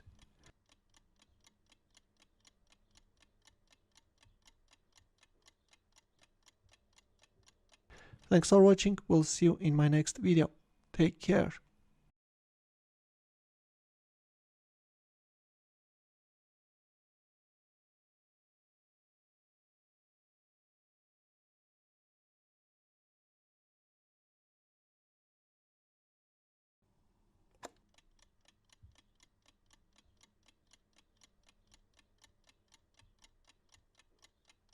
Hello chess lovers, Soren here, and in today's video I want to share with you another interesting attacking game to which I stumbled on while looking through old Soviet chess magazine 64. On the white side is Hungarian chess grandmaster Andras Adorjan and his opponent is Australian chess FIDE master Maxwell Fuller. This game was played back in 1975 in London. Adorjan opened up with e4, to which Fuller answered with c5. We have the good old Sicilian defense, and after a few more moves, the razor-sharp dragon variation appears on the board. Bishop e3, bishop g7, f3, a6. As you know, in here the main two moves are castling kingside and knight c6, but in the game we have a6. A mixture of Najdorf and dragon, but this is not considered to be an effective method of fighting against this type of a Yugoslav attack formation. Usually without much effort, white is managing to gain advantage. Meanwhile, we have an exchange of knights on d5, bishop b7, hitting on d5, but instead of thinking about the defense, white undermined opponent's queenside pawn structure. B takes a4, rook takes a4, and black castled kingside. In case of bishop takes d5, white has this knight f5 move. And if g takes f5, then white is leaving black with a shattered pawn structure. That's why after rook takes a4, black made this solid castling kingside, and this time we have h4 trying to organize a kingside attack as soon as possible. Queen d7, black is attacking white rook, but according to Stockfish, better was bishop takes d5. Of course, in this case, either black will have a weakened pawn structure, now in case wins the knight on f5, or will lose this dark squared bishop, thus organizing the defense will become very difficult, but this is what Stockfish suggests, yes. Instead, in our game after h4, we have queen d7, rook a5, moving away the rook, protecting the pawn, and e5, d takes e6, f takes e6, h5. e5 is something which weakened the position further, and yeah, black is now in trouble. e5, knight goes back on b3. Here there is a strong move h takes g6, which is worth of taking into consideration. It leads to complicated positions, but with a precise play, white will win, of course, although calculating up to the end can be extremely difficult. That's why Adorjan decided not to risk and instead made the solid knight b3 move. Queen e6, h takes g6, knight c6. H takes g6 is an alternative, but black decided to provoke g takes h7 in order to use this pawn as a shield. But in here, instead of g takes h7, white made a brilliant move which just blew apart opponent's position. As we reach the critical position, please pause the video and try to find the winning continuation for white. Ready? Well, we have to rely on the weakness of this diagonal. So in here, on move 17, when black made this queen e6 move, he aimed to stop bishop c4 check. That's why after h takes g6, knight c6, in order to get rid of this queen, Adorjan played an absolutely fantastic queen takes d6 move. Bang! A deflective move, after which, yeah, black's position collapses. All black could do was to accept the queen sacrifice, and there comes bishop c4 check. Now if king h8, then rook takes h7 checkmate. This is simple. Black played rook f7 and bishop takes f7 check. King f8, bishop c5, and now white will win back the sacrificed queen. H takes g6, bishop c4, first saving the bishop, and yeah, this queen is pinned, it can't escape. Rook takes c5, and white is an exchange, also a pawn up, right? Yes.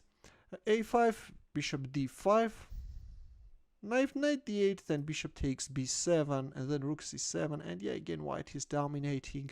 There is no way out. This is winning. Black played a4. These are all desperate attempts. I don't know. Yeah, this is not serious. Of course, Maxwell Fuller understands that his position is completely lost.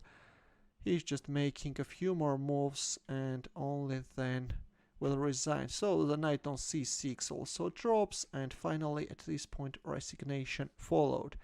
A nice attack by Andreas Adorian, and on the other hand, of course, I didn't like how Maxwell Fuller played this game.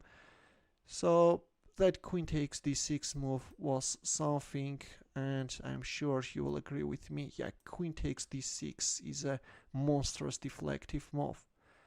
You won't see such a thing every day, right? In the chess puzzle for you, as usual, white is winning. We'll wait for your answer in the comment section.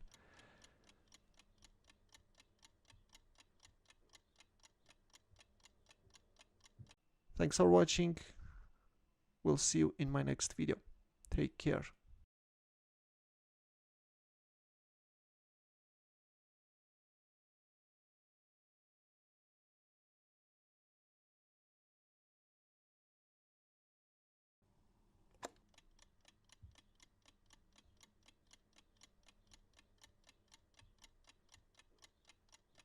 Hello chess lovers, Soren here, and in today's video we're going to witness a very interesting encounter. This is a game played between two legendary chess players. Judith Polgar is playing against Magnus Carlsen. The game was played back in 2008 at Mainz Chess Classic. This is a rapid game, and Polgar opened up with e4, to which Carlsen answered with c5. Sicilian defense is on the board, knight f6, knight c3, g6, and then Carlsen goes for the razor sharp dragon variation, an opening which I really love, and games starting with dragon variation are never boring. They usually lead to sacrificial battles.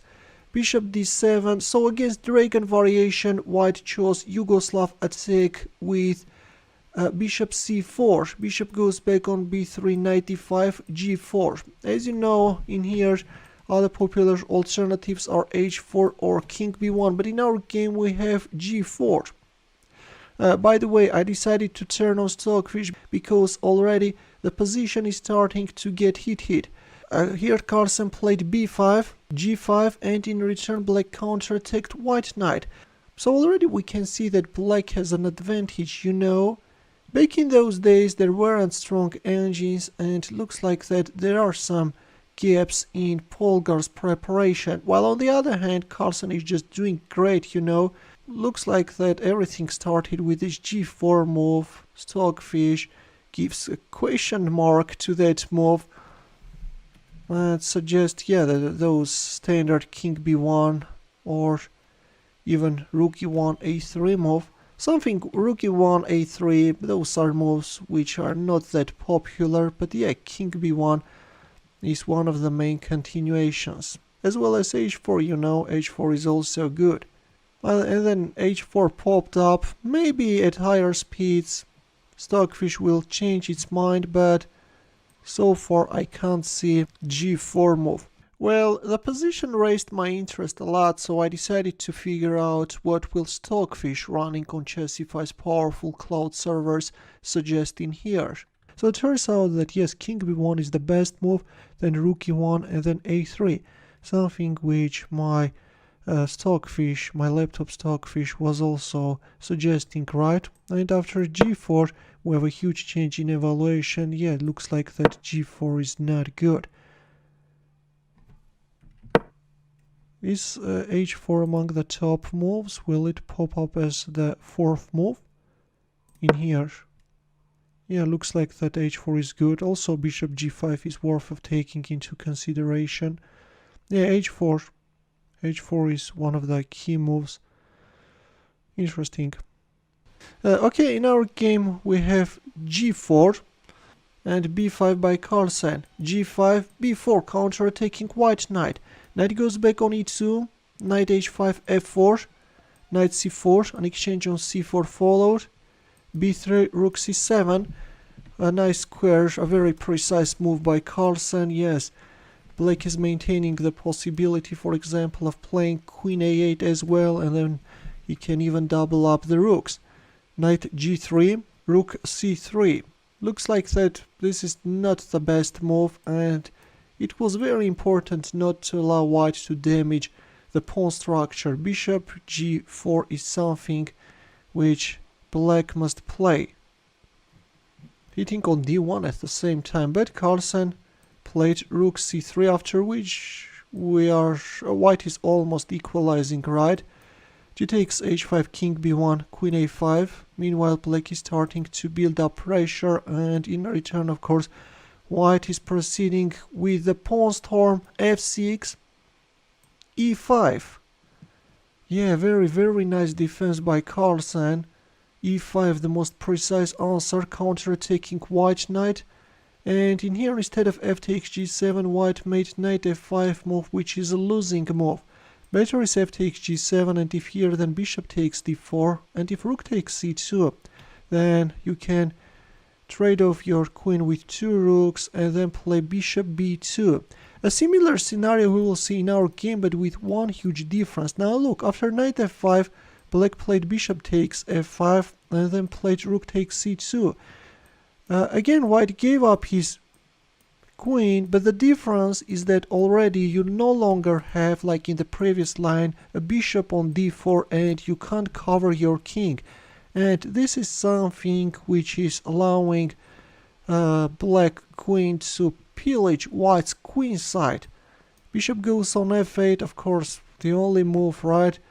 The only square you should cover your king. Later the bishop will prevent mating threats. Rook c1. A little bit strange that white is not protecting the pawn on b3. Wants to penetrate the 8th rank and create some counterplay, but black is doing great. Queen b2, although again it's very strange that in return Carlsen is not winning that pawn. And yeah, finally the pawn drops. King e2, e4, bishop e3 check, king e1, queen takes h2. A serious mistake which could allow white to equalize. I guess the players were already under a serious time pressure. Better was playing queen a3 and then b3, at the same time keeping an eye on f8, not allowing white in any way play rook c8 or I don't know, then bishop c5. In the game we have queen takes h2, rook takes d5, queen b8, not allowing, rook intrusion and rook d1.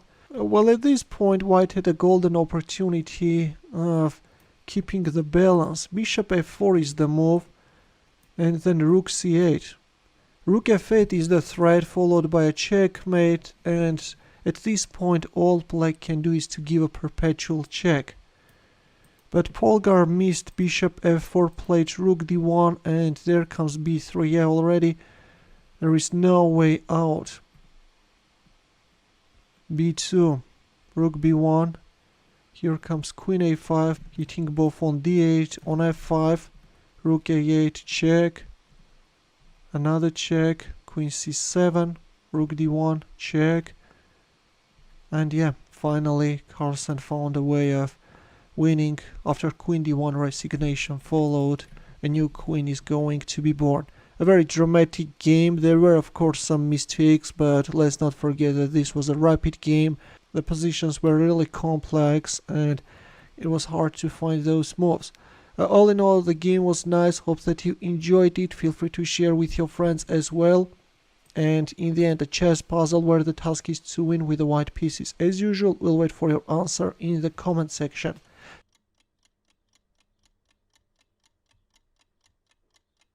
Thanks for watching. We'll see you in my next video. Take care.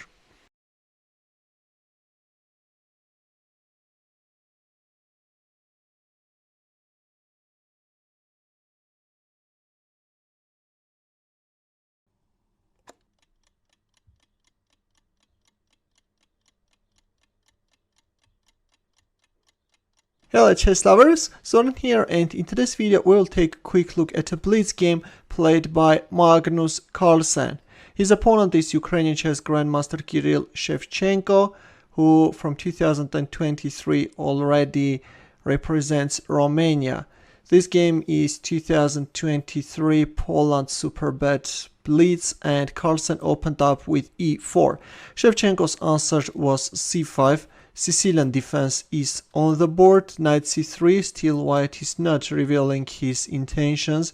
But after g6 we have d4, Carlsen finally decides to go for open Sicilian, and we have the accelerated dragon where black avoids playing d7, d6 so that d7, d5 can be played later in one move. Since white knight is on c3, white no longer can go for c4, creating a Maroczy bind, but seems like that Carlsen is okay with this type of a setup, and let's see how he proceeded. Meanwhile, white is preparing castling queenside, and we have it. Opposite side castlings are on the board. King b1, an important prophylactic move in this type of positions, and then the can opener steps forward, h5. Black is trying to stop white's further advance on the king side. Then with a6 is preparing himself to go for a queenside expansion, for an attack on the queen side, and this is a race. And whoever can be faster, tougher, more aggressive, that side will win. g4, Carlsen goes for a pawn sacrifice, which is allowing him to somewhat weaken opponent's king side. A standard move, of course, and it was in here that Shevchenko made a dubious knight retreat, knight c6. Really very strange. Why not knight c4, for example? The engine even suggests a move like b5, but this is something which you won't make against world chess champion and sacrifice this knight. Moreover, the upcoming positions are difficult to visualize. Yeah, knight c4 I guess is the best choice from the human perspective, but we have knight c6, and now Carlsen will just punish his opponent for that passive retreat. There came knight d5, takes, knight d4, and the pawn on g4 dropped. Now the rook on c8 is under attack. Black went for an exchange on b3 and then played a5. But in here, Carlsen didn't even pay attention to this rook, which is playable, by the way. White could pretty much munch it. But instead Carlsen just went for a direct kill. h5. a4, h takes g6, a takes b3, c takes b3, rook a8, and with queen h2 Carlsen forced a resignation. Yeah, there is just no defense. Black king is in a mating net. That's why at this point Shevchenko resigned. Yep, the way Carlsen just crushed his opponent is amazing, you know, with ease, as if he was playing against a 2000 Elo rated player. This is astounding, guys. This game can be useful for those who face accelerated dragon. Explore it carefully, please. In the end, a chess puzzle for you. The task is to announce mate in 3. We'll wait for your answer in the comment section. Thanks for watching. We'll see you in my next video. Take care.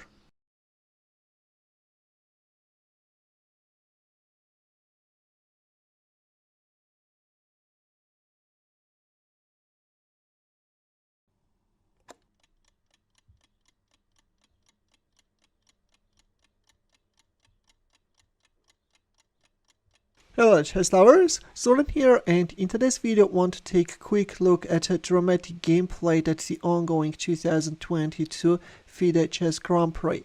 On the white side is Dutch chess grandmaster Anish Giri, and his opponent is Russian chess grandmaster Dmitry Andreikhin. This game is from knockout section, is played in a blitz time control, and Giri opened up with e4. Andreikhin's answer was c5, he goes for Sicilian defense, and against Sicilian we have a rare continuation which is known as Westerinan attack. White is avoiding the open Sicilian and is entering the lines of closed Sicilian where less theoretical knowledge is required, and yes, all in all, with this move, White is avoiding the main theoretical battle, seeking a battle in uncharted territories. H4, this is a multi-purpose move. The h-pawn can now step forward, creating problems on the king side, and also White can switch his rook into the attack from the third rank. Also, in some cases, the rook can be even useful when organizing the defense, you know.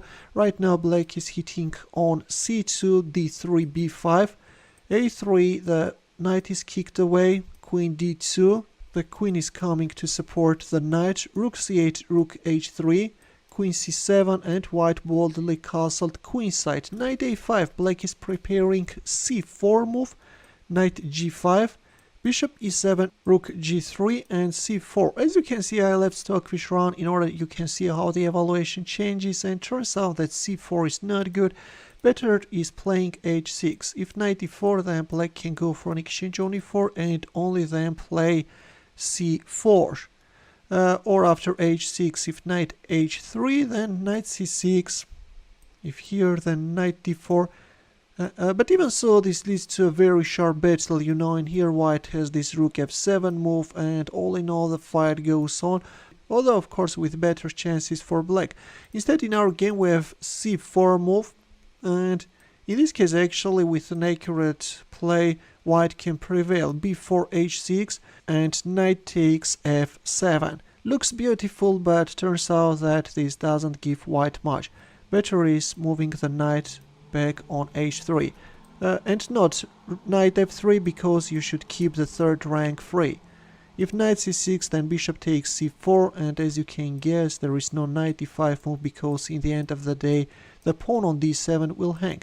Instead, in our game we have knight takes f7, king takes f7, b takes a5, bishop d5. Black is trying to consolidate the position, and meanwhile White is intensifying the pressure, and it was in here that White landed a heavy punch and went for rook takes d5. According to Stockfish, queen g7 can still maintain a slight edge for White. Going on with the attack, but we have rook takes d5. Bishop g5, Black is forcing White to give up the second rook as well. H takes g5, queen d4. E takes d5, queen takes d5 check, so White is to exchange down. Right, guys, this is crazy, but turns out that White's position is super solid, and even after the exchange of queens there is not much Black can do. So the attack is neutralized, and now Black can no longer worry. Moreover, maybe it's White who should worry, right? King c3 was made in the game rook b8, a4, rook b1, bishop f3, and at this point the players agreed to a draw. Yeah, White's position is really solid, and it is difficult to find weaknesses, difficult to make use of being two exchanges up, and yeah, fairly the players agreed to a draw. A very rare scene, of course, when you see Geary playing this aggressively, but this is destiny, you know. The game again ended in a draw. Despite the peaceful result, hope that you liked the game. Feel free to share it with your friends as well. And in the end, a chess puzzle where the task is to win with the white pieces. As usual, we'll wait for your answer in the comment section. Thanks for watching. We'll see you in my next video. Hello chess lovers, Suren here, and in this video I want to share with you a little known but a quick and brilliant victorious game played by the 11th world chess champion Robert James Fischer. In this game, Fischer's opponent is Mongolian champion Sharaf Purevzhov, and the game was played in 1962 at Varna Chess Olympiad. Fischer was playing with the white pieces opened up with e4, and Purevzhov responded with Sicilian defense c5, knight f3 d6, d4, c takes d4, knight takes d4, knight f6, knight c3 and g6. Black goes for dragon variation, which usually leads to sharp and double-edged positions. Bishop e3, bishop g7, f3, knight c6, queen d2. Fischer is preparing castling queenside. Black castles kingside. But first we have bishop c4. So Fischer is choosing Yugoslav attack with bishop c4. Another popular alternative is castling queenside straight away. But the idea of bishop c4 is that this is not allowing Black to go for d5 advancement. Knight d7 by Purevzhav, which is not a popular move. Occupying the d7 square with the bishop is the main move, but in our game we have the so-called Sosonko variation, knight d7.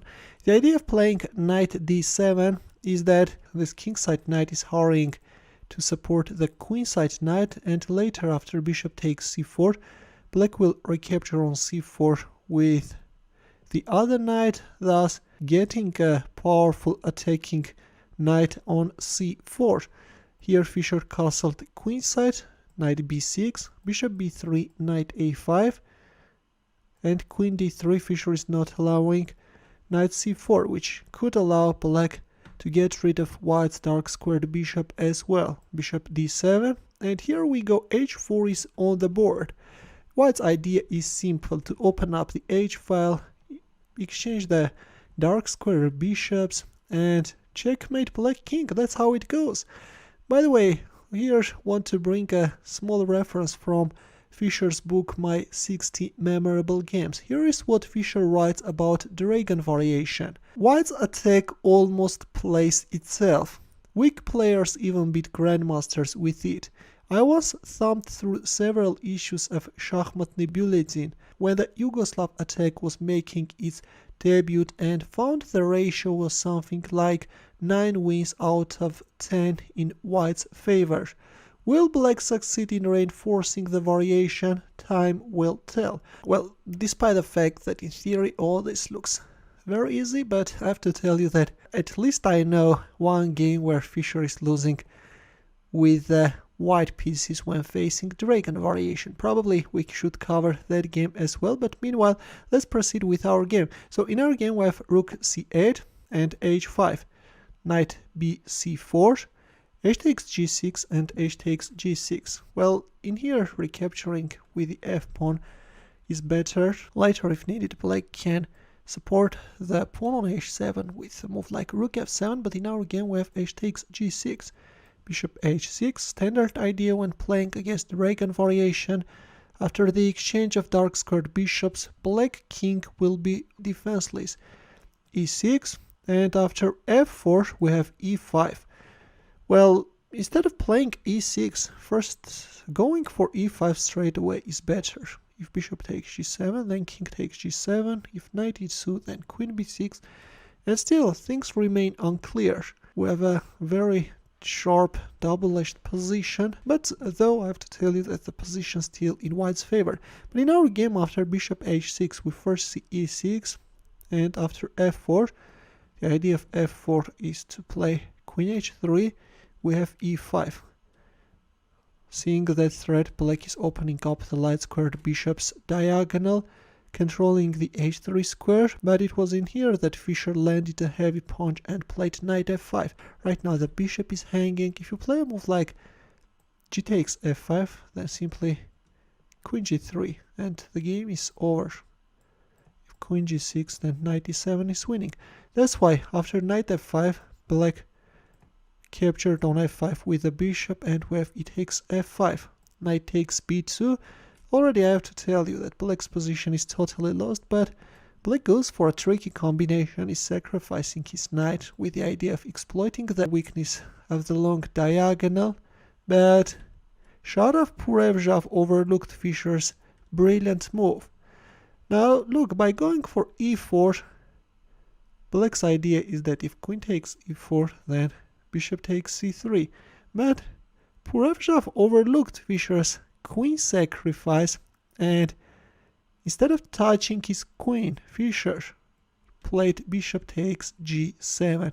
The idea is simple: if you accept the queen sacrifice and play a move like e takes d3, then f6 is coming and checkmate is imminent. That's why after bishop takes g7, black recaptured on g7 with his king, but after knight takes e4, black resigned because black has a piece down, and also white's attack is simply irresistible and we have a resignation. Another impressive and instructive game by the legend Bobby Fischer, which I hope that you enjoyed greatly. In the end, a puzzle for you, where the task is to find the winning line for white. It's white to move, and I will wait for your answer in the comment section. Thanks for watching. Here are more suggestions for you. Feel free to check them out as well. I will see you in my next video. Take care. Hello chess lovers, Soren here, and in this video I want to share with you a very dramatic gameplay at 2019 European Rapid Championship. With white pieces playing 13-year-old Israeli chess player Benny Eisenberg, and his opponent is experienced Azerbaijani chess grandmaster Gadir Guseynov. I have to tell you that it was just yesterday that Wolfgang Wilhelm and Dominik Seibert informed me about this game, and now I will share it with you. Thank you guys for the suggestion, and without further ado, let's get started with it. The game was played in round 1, and Eisenberg was playing with the white pieces opened up with e4. Guseynov responded with Sicilian defense c5, knight f3, knight c6, d4, c takes d4, knight takes d4, and g6. Black is going for accelerated dragon. Black is avoiding playing d7, d6, so that can later go for d7, d5 in one move if possible. As black didn't attack white pawn on e4 by going for knight f6, of course in here white can go for the Maroczy bind, a line which can create some problems for black, but instead we have bishop e3 followed by knight c3, bishop g7, bishop c4, black castled kingside, bishop b3, d6 f3, bishop d7, queen d2. So with a transposition of moves we reached the well-known position of Yugoslav attack with bishop c4 and knight takes d4. I have to tell you that other popular alternatives are queen a5 or rook c8, but we have knight takes d4. Bishop takes d4 and b5. Black is starting an attack on the queen side, but meanwhile white is still refraining from castling queen side, and in return the can opener is marching forward. When playing against dragon variation in Yugoslav attack, white's idea is simple: to open up the h file and then exchange the dark squared bishops and announce a checkmate. In theory, this seems simple, but everything is not so easy. Black has more than enough counterattack a5. Meanwhile, black wants to harass this light squared bishop and knight d5. In here, the best continuation is considered to be h5. And now, of course, knight takes h5 is not good. After the exchange of bishops, white can go for g4 and black is in trouble. That's why black should play a4. And then white is playing bishop d5. This is how the line goes, but in our game we have knight d5. So white is offering the exchange of second pair of knights, thus making the exchange of dark squared bishops possible. King takes g7, and then we have bishop takes d5, hitting on a8, rook c8, h5, white proceeds with the attack, and rook h8. After the exchange of pawns, black wants to have the control over h6 squared. And finally we have castling queenside. White is connecting his rooks and is bringing his king on a safer square. And already, yeah, h6, queen d4 can be a nasty threat. For example, if you play a move like e6, then h6 check is coming. And now if a move like king g8, then queen d4 will follow. Yeah, it's not good. If rook g8, then bishop b7, and then the pawn on d6 drops. That's why in our game, after castling queenside, we have queen b6. Already queen d4 check can be met with queen takes d4, and meanwhile we have g4. White is completely neglecting black's e6 threat, and yes, that's a threat which is worth of taking into consideration. Instead playing a3 and opening up and escaping square for the bishop is better, but instead we have g4 and Guseynov simply attacked white's light squared bishop. h6 check, king f8, bishop b7, so white is giving up his light squared bishop in the cost of winning this pawn, but actually there is not much compensation. Yeah, that g4 was not good. Well, at this point, if you move it back, then a4 will follow. That's why in our game we have bishop b7, queen takes b7, queen takes d6 check, king e8, black king sticks to this bishop, and queen d4 attacking the rook. Rook g8, rook d2. Now white wants to form a battery, and rook c7. This is a cautious move with which it may seem that black is strengthening his position, his 7th rank, but this is a total blunder and is losing. Instead, it was better to play bishop c6 and try to somehow consolidate the position. But in our game we have rook c7, which steps into a marvelous combination. As we have reached the critical position, please pause the video and try to find white's next move. Ready? In here, Benny Eisenberg, spotting the weakness of the 8th rank, sacrificed his queen. Look at this beauty, guys. Yes, it turns out that by putting the rook on the 7th rank, black weakened the 8th rank, which made the queen sacrifice possible. And now if rook takes g7, then h takes g7 is coming, and the g-pawn is unstoppable. A typical idea we have already seen in Mikhail Tal's game against Sviridov. That was a game played during a simultaneous exhibition in 1969 in Stuttgart. And yeah, when it comes to queen g7, this reminds me of Simon Ansel's missed chance against Lukasz Tsibarovsky. That game we have already covered as well. So queen g7 was played in our game, and all black could do was to move away his rook. The chicken rook is escaping, meanwhile white is munching black's h-pawn, thus getting a powerful passed pawn. King e7, queen g7, queen c8, and g5. Yes, white wants to play queen f6 check, corner black king, cut the communication between black rook and queen, and make use of his h-pawn.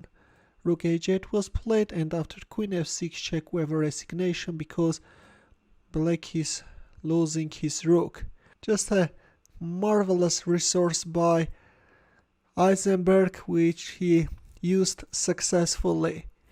In the end, a chess puzzle for you where the task is to find the winning line for white. It's white to move, and I will wait for your answer in the comment section. Thanks for watching. Here are more suggestions for you. Feel free to check them out as well. I will see you in my next video.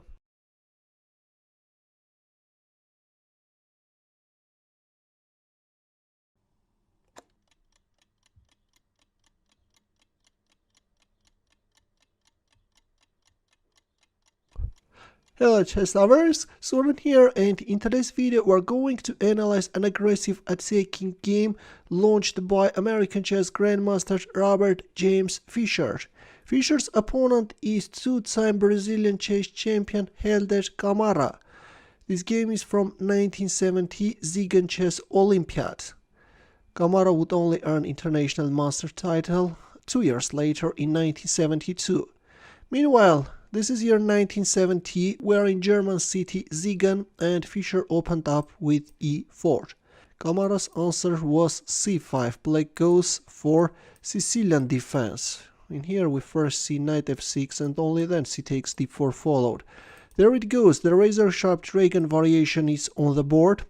Bishop g7 f3, knight c6, queen d2.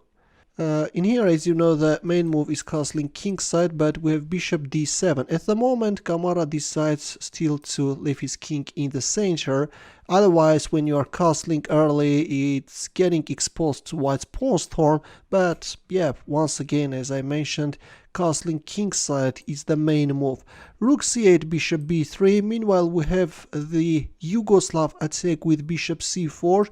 queen a5, white castled queenside, knight e5, still black king is in the center, but anyways, the can opener steps forward, knight c4, an exchange on c4 followed. Of course, white is not eager to give up his dark squared bishop, it's white's trump card. Instead, white is surrendering the light squared bishop. Queen goes back on c7, bishop d4, the bishop is occupying the long diagonal, from where it can serve both as a nice counterbalance to opponent's dragon bishop and also give solidity to the king side. Bishop c6, and now a question arises, how should we proceed? Ready? Well, look, as a black king is still in the center, it's good to open up the position, and Fischer made e5 move. Did you manage to find this move? I think that the game is very instructive and ideas featured in this game can be used successfully, you know? For example, when your opponent is not castling, is leaving his king in the center, using this idea of going for e5 can be very useful. D takes e5, but this is not good. Better was at least playing knight h5. If e takes d6, then of course now you can't play e takes d6 because of this check, and black will lose the rook. That's why black should play queen takes d6, and despite the fact that still in this case white has an advantage, black could pretty much choose this continuation. Now, for example, the threat can be g3. That's why black is playing rook b4. But yeah, anyways, the rook is awkwardly placed and there is a disharmony among black pieces. White is doing great. Although once again, this line is better than the one which we see in our game. In our game, d takes e5 was played and bishop takes e5. The bishop is untouchable because there is a back rank weakness. Queen goes back on c8, queen e2, hitting on c4, also opening up the d file for the rook. Bishop d7, and so we reached another critical position where the task is to find the best continuation for white.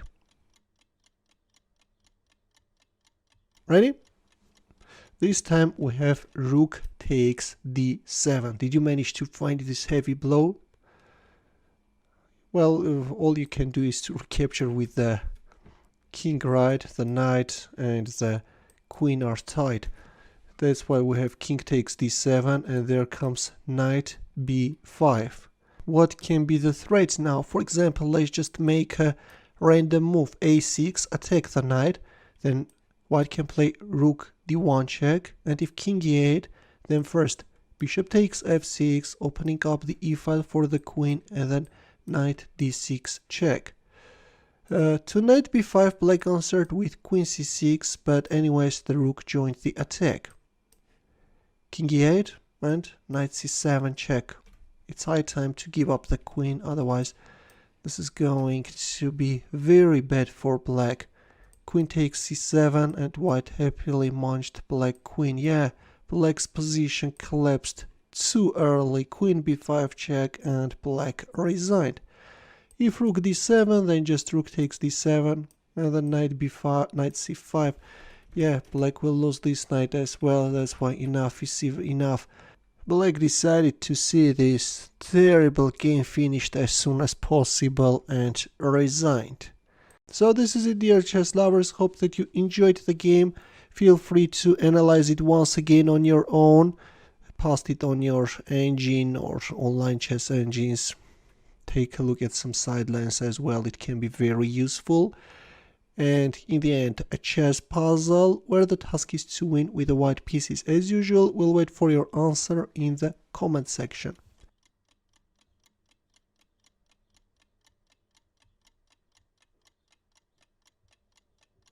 Thanks for watching. We'll see you in my next video.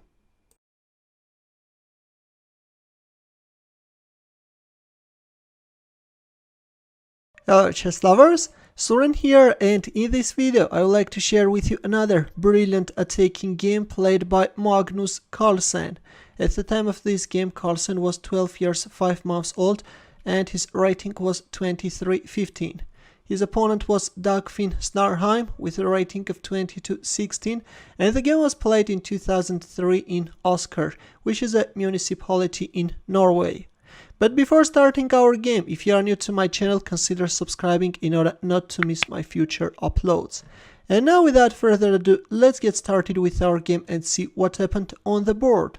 Carlsen opened up with e4 and Snarheim responded with Sicilian defense c5, knight f3, d6, d4, c takes d4, knight takes d4, knight f6, knight c3 and g6. Black goes for dragon variation, which usually leads to very sharp and double-edged positions. Here we have bishop e3, bishop g7, f3, black castles kingside, queen d2, and in return white is preparing castling queenside, knight c6, and we have it.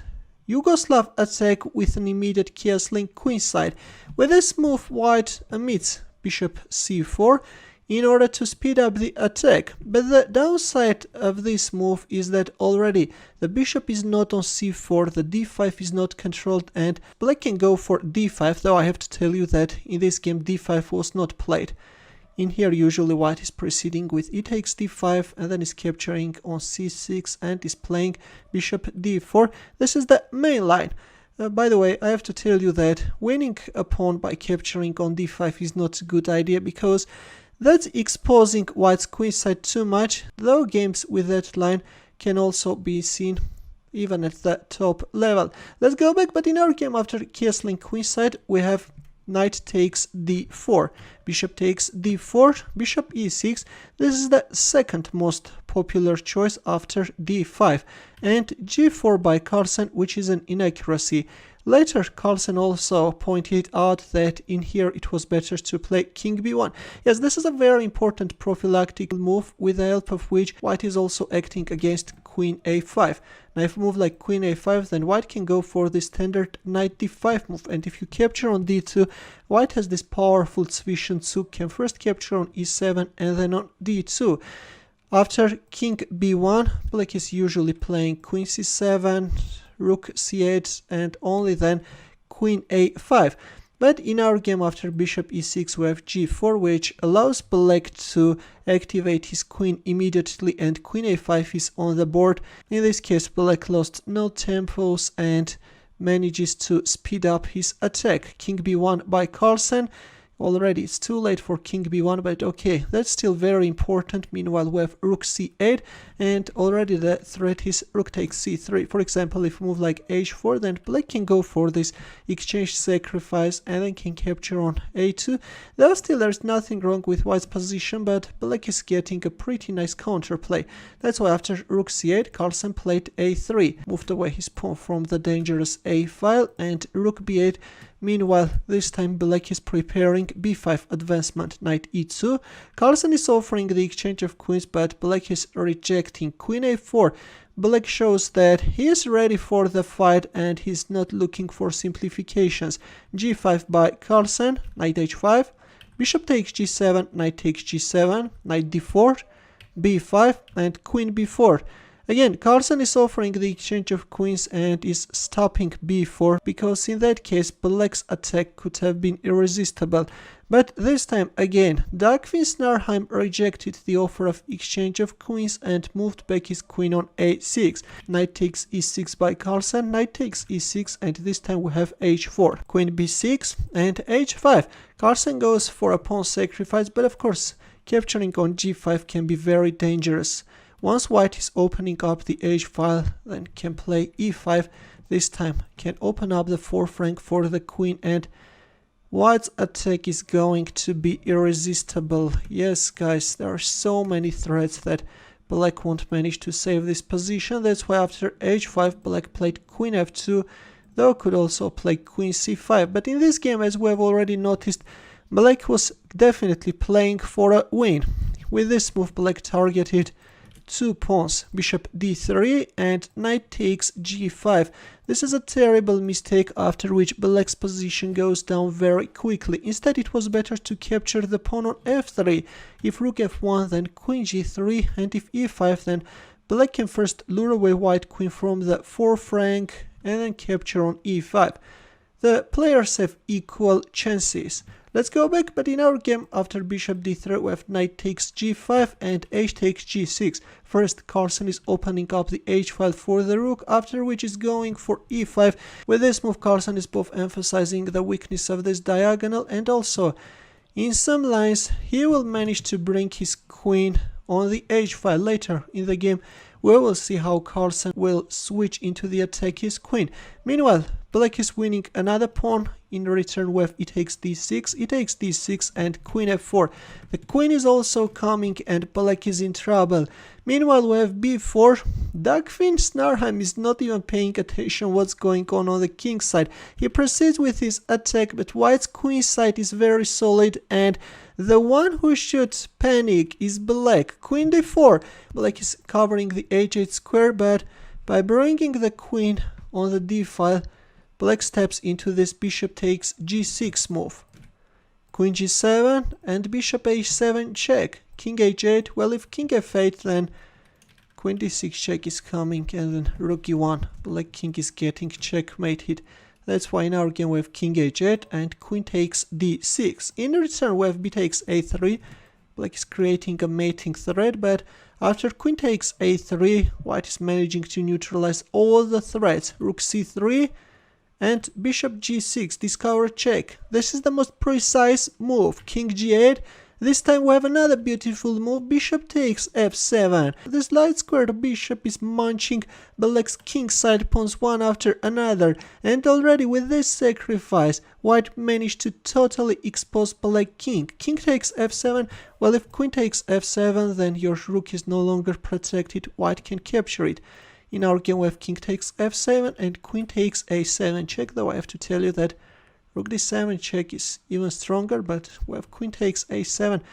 All the moves are winning. King f6, rook d6 check, king f5, queen takes g7, and finally we have a resignation. Black is a queen down and Black king is in a mating net. A very beautiful game by Magnus Carlsen. Though in the opening he made an inaccurate move, hurried with his attack too much, played g4 instead of king b1, but very quickly he managed to reorganize his game and launched a devastating attack. In the end, as usual, want to sharpen your tactical skills? Please take a look at this position, which is also taken from Magnus Carlsen's game, and try to find the winning move for White. I will wait for your answer in the comment section. Thanks for watching. Here are more suggestions for you. Consider checking them out as well. I will see you in my next video. Hello chess lovers, Suren here, and in this video I would like to share with you another Sicilian Dragon game. This time on the white side is the magician from Riga, the 8th world chess champion Mikhail Tal. His opponent is Czech international master Ladislav Mista, and the game was played in 1973 in Dubna. Dubna is a town in Russia, and Tal opened up with e4. So c5 by Mista, we have the Sicilian defense, and yes, we have already know, right, that we're going to see the dragon variation and g6. Black is choosing the accelerated dragon.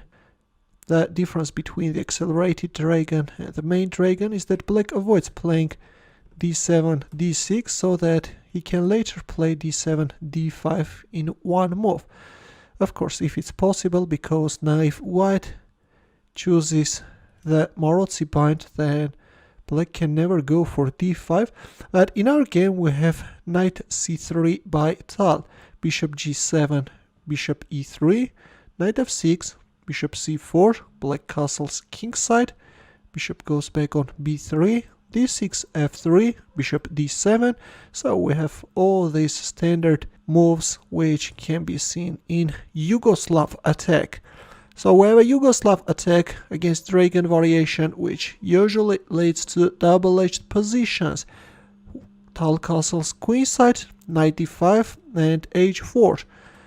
As you know, I've already mentioned a lot of times that when playing against dragon, White's idea is simple: to open up the h-file, exchange the dark squared bishops, thus making Black's kingside vulnerable, and then announce a checkmate.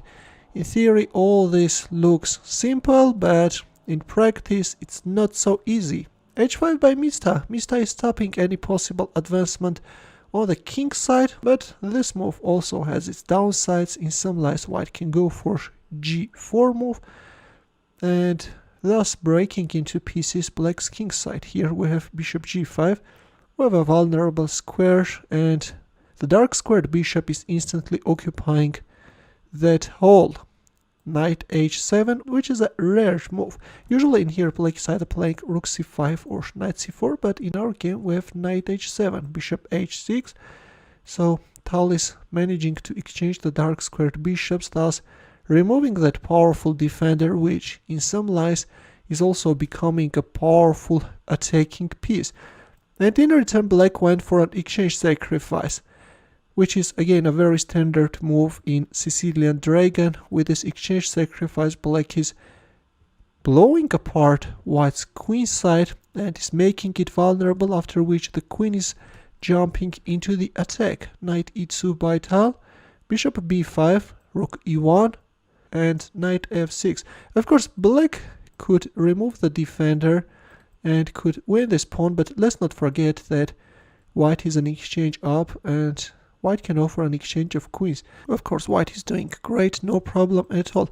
That's why in our game we have a different move, and after rook e1 we have knight f6, rook d4, rook c8, and rook b4. Tal decided to strengthen his queen side by bringing the rook on b4 square, e6, knight d4, bishop d7, and queen e3, supporting the pawn on c3. Still, all white is doing is strengthening his position. b5, king b2, rook c5, knight e2, knight c6, and queen f4. Of course, right now you can't play knight takes b4 because in this case white will win on the spot. And then white can first play c3, neutralizing the threat, and then can win the knight on f6. That's why in our game after queen f4 we first see knight e8, but here comes a3 by Tal. He's acting against knight b4, which can be met with c takes b4, and again black is suffering heavy losses. That's why after a3 Mr. moved his queen back on c7 and rook d4 by Tal. Yes, Tal is offering his rook, but he wants to sacrifice it on d4 square. So far so good, we had an equal game, but it was in here that Mr. made a mistake and played knight takes d4, which is allowing white to gain advantage. Instead it was better to play a5 followed by b4. But in our game we have knight takes d4. Here comes c takes d4, rook c6, and g4. Tal managed to successfully neutralize black's attack on the queen side, and now it's Tal who is attacking. And when Mikhail Tal is attacking, that's something dangerous, guys. G takes h5, knight takes h5, queen h6, a5, but already it's too late. Rook g1, in some lines maybe a rook sacrifice is playable, but right now white wants to munch the knight on h5. a4, black is attacking white's light squared bishop.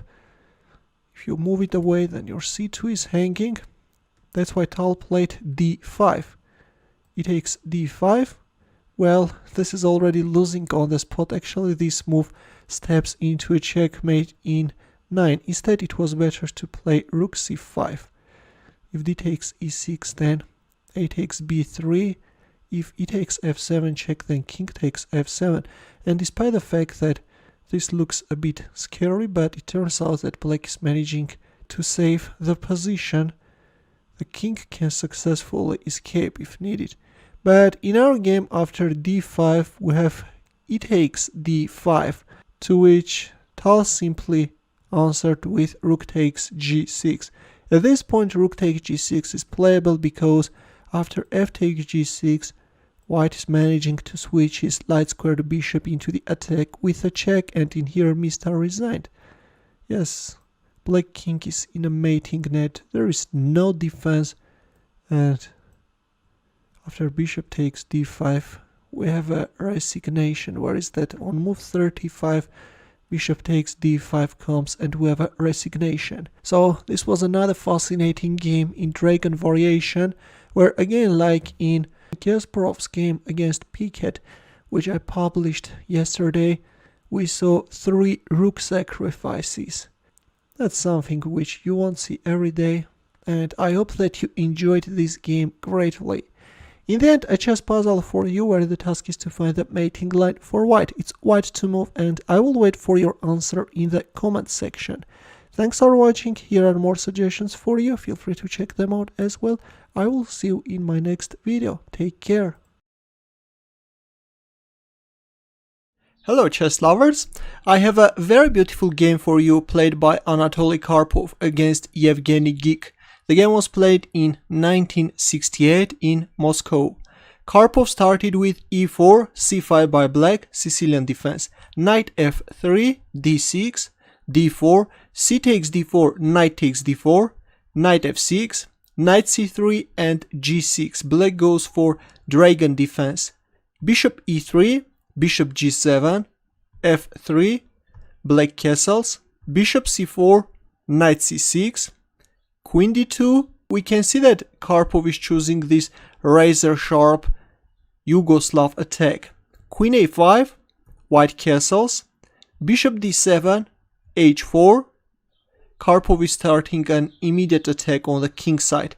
Knight e5, bishop retreats back, rook c8, h5, knight takes h5, bishop h6. Karpov is trying to exchange these dark square bishops, and bishop takes h6 by black. Black had a very strong move in this position. Knight d3 check. If queen takes d3, then bishop takes h6 check, followed by bishop g7. It's very important when you are playing dragon defense to keep alive this dark square bishop, which is both protecting the king and also attacks white king. But instead we see bishop takes h6 in the game, queen takes h6, and here comes this standard exchange sacrifice in dragon variation. Rook takes c3, b takes c3, queen takes c3, knight e2, queen c5.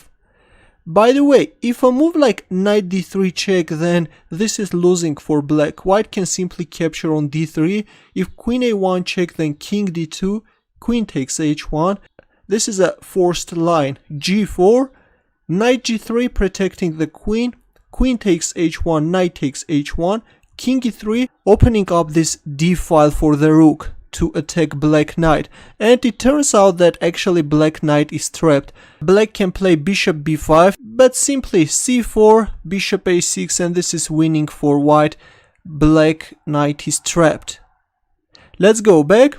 So after knight e2 we see queen c5 in the game, g4, knight f6, g5, knight h5, and here comes another exchange sacrifice, this time by Anatoly Karpov. Rook takes h5. Again, this is a very standard sacrifice in this variation. G takes h5, rook h1, queen e3 check, king b1, and queen takes f3. By the way, queen takes e2 is losing because of this queen takes h5 move. If e6, then queen takes h7 check, king f8, and black king is getting checkmated. Let's go back. That's why after king b1 we see queen takes f3, rook takes h5, e6. Black is opening up a space for the king to escape. And now comes a very strong move by Karpov. Can you find his next move? He played g6. This is just undressing black king. Black played knight takes g6, but a better move was capturing on g6 with a pawn. If queen takes h7 check, then king f8, queen h8 check, king e7, rook h7 check, knight f7, queen takes a8, queen takes e2, queen takes b7. This continuation of course would have been better for black, though again white is much better. By the way, right now the threat is rook takes f7 check, followed by queen takes d7. Let's go back. After g6 we see knight takes g6 in the game, queen takes h7 check, king f8, and now comes another strong move by Karpov. Can you find his next move? Ready? He played rook f5. A fantastic rook sacrifice. Now the threat is queen takes f7 checkmate, and also the queen is hanging. That's why black decided to give up the queen by capturing on b3. A takes b3, e takes f5. Now comes another strong move by Karpov. Knight f4. Black can't capture on f4 because of this queen h8 check, and black is losing his rook on a8. Black played rook d8, queen h6 check, king e8, knight takes g6, f takes g6, queen takes g6 check, king e7, queen g5 check, king e8, e takes f5, rook c8, queen g8 check, king e7, queen g7 check, king d8, f6, and black resigned. A very beautiful and destructive game by Anatoly Karpov. Your comments and questions please, and if you liked this double rook sacrifice, don't forget to give the thumbs up. Good luck.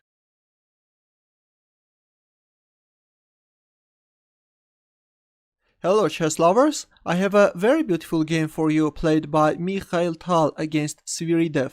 The game was played in 1969 in Stuttgart, and this was a chess simul. Let's see how the game went on. Tal started with e4, c5 by Sviridov, Sicilian defense, knight f3, d6, d4, c takes d4, knight takes d4, knight f6, knight c3, and g6. Black goes for dragon variation, bishop e3, bishop g7, f3, knight c6, queen d2, bishop d7, white castles queenside, rook c8, king b1, queen a5, g4, h6, h4, a6. We can see that black is not hurrying to castle kingside. Instead, black is preparing an immediate attack on the queen side.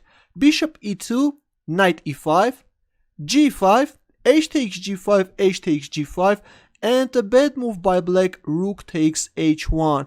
A better move was knight h5, but probably Sviridov decided to exchange the rooks and only then play knight h5. But after rook takes h1, Mikhail Tal didn't capture on h1. Instead, he went for a fantastic combination. You can pause the video and try to find his next moves.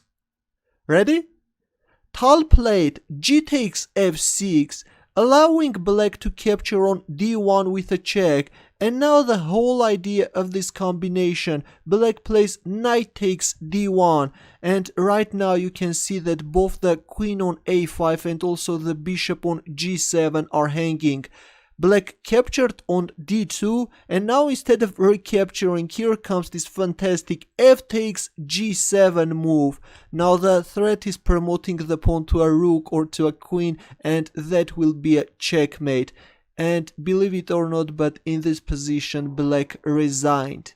Well, if e6, then white can promote the pawn to a queen. If king e7, then queen g7. And if queen a5, then bishop g5 check followed by queen g8 checkmate. Or after f takes g7, if a move like bishop e6, then white can promote to a queen, and after king d7, capture on c8 with a check, and only then capture on d2, and white has 2 extra pieces.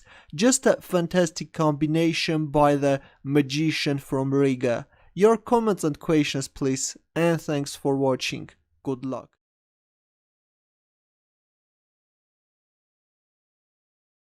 Hello chess lovers, let's have a look at a fantastic game played by Simon Williams against Christopher Darrington. The game was played in 2004 and this was a rapid game.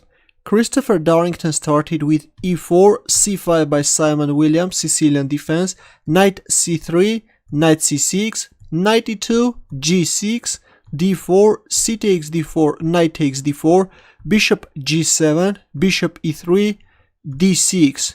Simon Williams goes for this aggressive dragon variation, knight f6, f3, bishop d7, white castles, rook c8, king b1, knight e5, g4, and white is starting an immediate pawn storm on the king side. Black castles h4, b5, and h5. Capturing on b5 can be very dangerous for white. For example, after rook b8, if knight c3, then black can go for this knight takes f3 sacrifice. If knight takes f3, then black can sacrifice the second knight as well. The whole idea is to open up some space for this bishop to attack. If knight takes e4, then white can even get checkmate hit after rook b2 check, king c1, rook b1 check, king takes b1, and now comes the queen, and white king is getting checkmate hit. That's why after b5 we see h5, knight takes f3. Again, this is a very standard sacrifice in dragon variation. Knight takes f3, bishop takes g4, bishop e2, b4, knight d5, knight takes e4, and a very passive move by white, queen e1. Actually, nowadays the best move is considered queen takes b4. If rook b8, then queen takes e4, and if rook takes b2 check, then king c1, bishop f5, and now white can go for this beautiful queen sacrifice. Queen takes f5. If g takes f5, then h6, rook takes a2, h takes g7, rook e8, bishop d4, e5, bishop c3.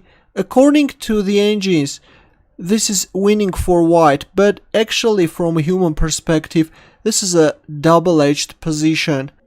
Black has 4 pawns and a queen against 4 pieces, so this can lead to a very sharp game. But instead, after knight takes e4, we see this passive queen e1 move.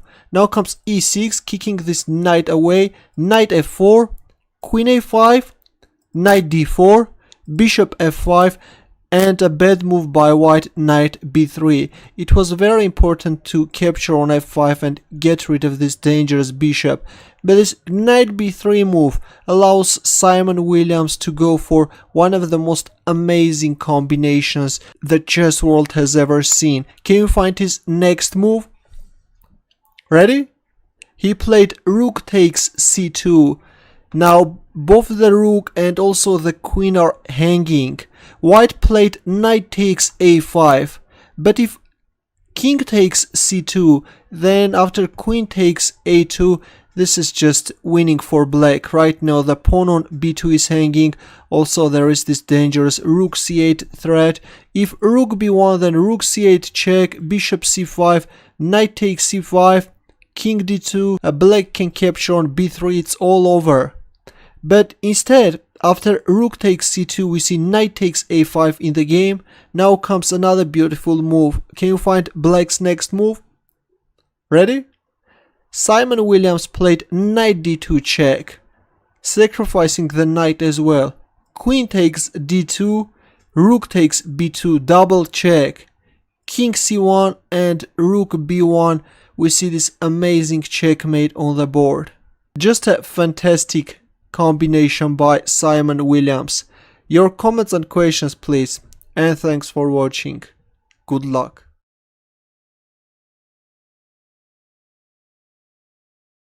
Hello chess lovers, I have a fantastic game for you played by Bent Larsen against Tigran Petrosyan.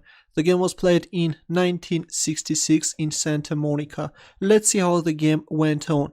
Larsen started with e4, c5 by Petrosyan, knight f3, knight c6, d4, c takes d4, knight takes d4, g6, bishop e3, bishop g7, c4, knight f6, knight c3 and knight g4. Black is giving up the knight on g4 and instead is capturing on d4. Queen retreats back to d1 square, knight e6, queen d2, d6, bishop e2, bishop d7. We see castling by both sides, rook a d1, bishop c6, knight d5, and a dubious decision by Petrosyan, rook e8. A better move was knight c5. If queen c2, then black can capture on e4. If queen takes e4, then e6, winning back the knight, and this is equal. But instead, after knight d5, we see rook e8, and now comes f4. Larsen is starting an attack on the king side. Knight c7, according to Petrosian, he had planned to play knight c5, but later rejected it, thinking that after e5, knight d7, white can play knight b4, and this can be very unpleasant for him. By the way, black can't capture on e5 because after knight takes c6, black is losing a piece. Let's go back. After f4, we see knight c7, f5, knight a6, and bishop g4. According to Larsen, this was a bad move. A better move was playing b4, threatening b5. If knight b8, planning to bring the knight to e5 square, then b5, and after bishop d7, the bishop is blocking the knight, and black's position is very unpleasant. White can proceed with the attack. But instead, after knight a6, Larsen played bishop g4. Of course, later in the tournament book he wrote, "My sense of self-criticism may not be sufficiently developed, but I certainly don't regret the mistake I made on move 17. Of course, if it weren't this move, we would have never seen the ending brilliant combination. Black played knight c5, attacking the pawn on e4. F takes g6, h takes g6, and queen f2, attacking the pawn on f7 with later intentions of bringing queen to h4 square. Rook f8, and now if you have a look at the position, bishop takes c5 looks very tempting. If d takes c5, then knight f6 check. Looks like white is winning the queen, but black has a compensation. Believe it or not, but this is equal. Right now black is threatening bishop d4. If a move like king h1, then black can bring the rook to d4 square, then double it, and this is an equal game. But instead, after rook f8, Larsen played e5, sacrificing the pawn and luring away this bishop from the shelter. Bishop takes e5, queen h4, bishop takes d5, rook takes d5, knight e6, rook f3, planning to bring the rook to h3 square, bishop f6, queen h6, bishop g7, and now you can pause the video and try to find Larsen's next move. Ready? Larsen played queen takes g6, sacrificing the queen. Petrosian didn't accept the sacrifice and played knight f4. But what will happen if black captures on g6? Then after f takes g6, white can play bishop takes e6 check. By the way, this variation was played in a movie, Sherlock Holmes, A Game of Shadows, where Sherlock Holmes won the game against Professor Moriarty. If rook f7, then bishop takes f7 check. If king h8, then rook h3 check, bishop h6, bishop takes h6. And if queen b6, then white can either play king h1 or c5 is stronger. If queen takes b2, then bishop f8 checkmate. Look at this amazing checkmate. Or after bishop takes f7 check, if king f8, then bishop takes g6 discovered check, bishop f6, rook h5, threatening rook h8 check. If queen c7, then white can even capture on f6. If e takes f6, then rook h8 check, king e7, rook h7 check, winning back the queen, and this is a one endgame for white. There is no way to stop this pawn. Let's go back. After queen takes g6, we see knight f4. Here comes rook takes f4, and only now Petrosian captures on g6. Bishop e6 check, rook f7, rook takes f7, king h8, avoiding any possible discovered checks. Rook g5, a desperate move by Petrosian, b5, but here comes rook g3 and Petrosian resigned. According to the engine, the best continuation is giving up the queen, but white has an extra piece and it's over. White can easily win the game. Or after rook g3, just a random move. If a move like queen a5, then rook h3 check followed by rook f4 checkmate. What a beautiful queen sacrifice by Bernd Larsen. Your comments and questions please. What do you think about this amazing game?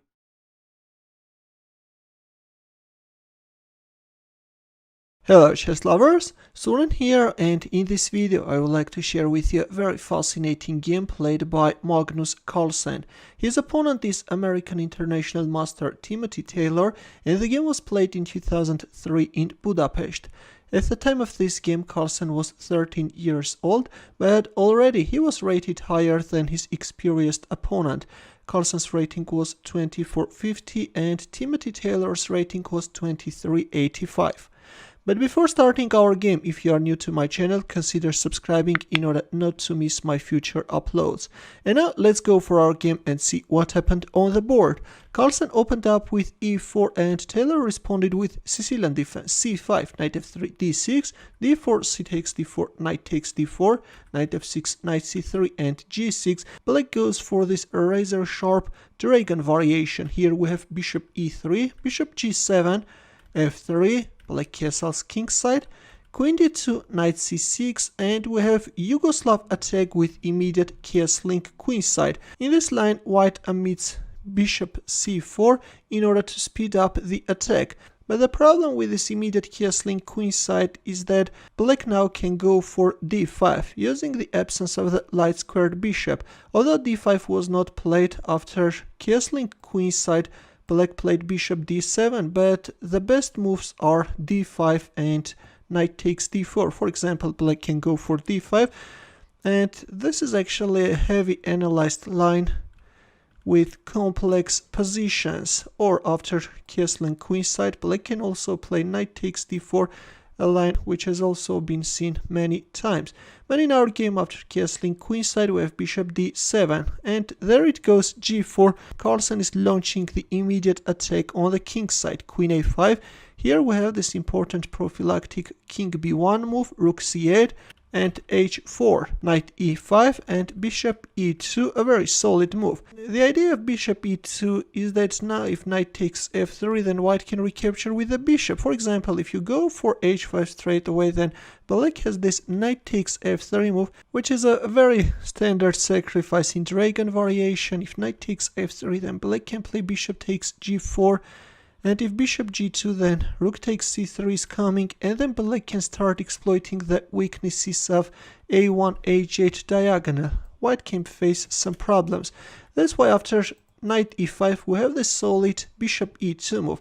Although at the same time this is losing a tempo, and after knight c4, white is forced to move his bishop once again. We have bishop takes c4, rook takes c4 and h5. As you have noticed, black chose a very standard idea, played knight e5 and then knight c4.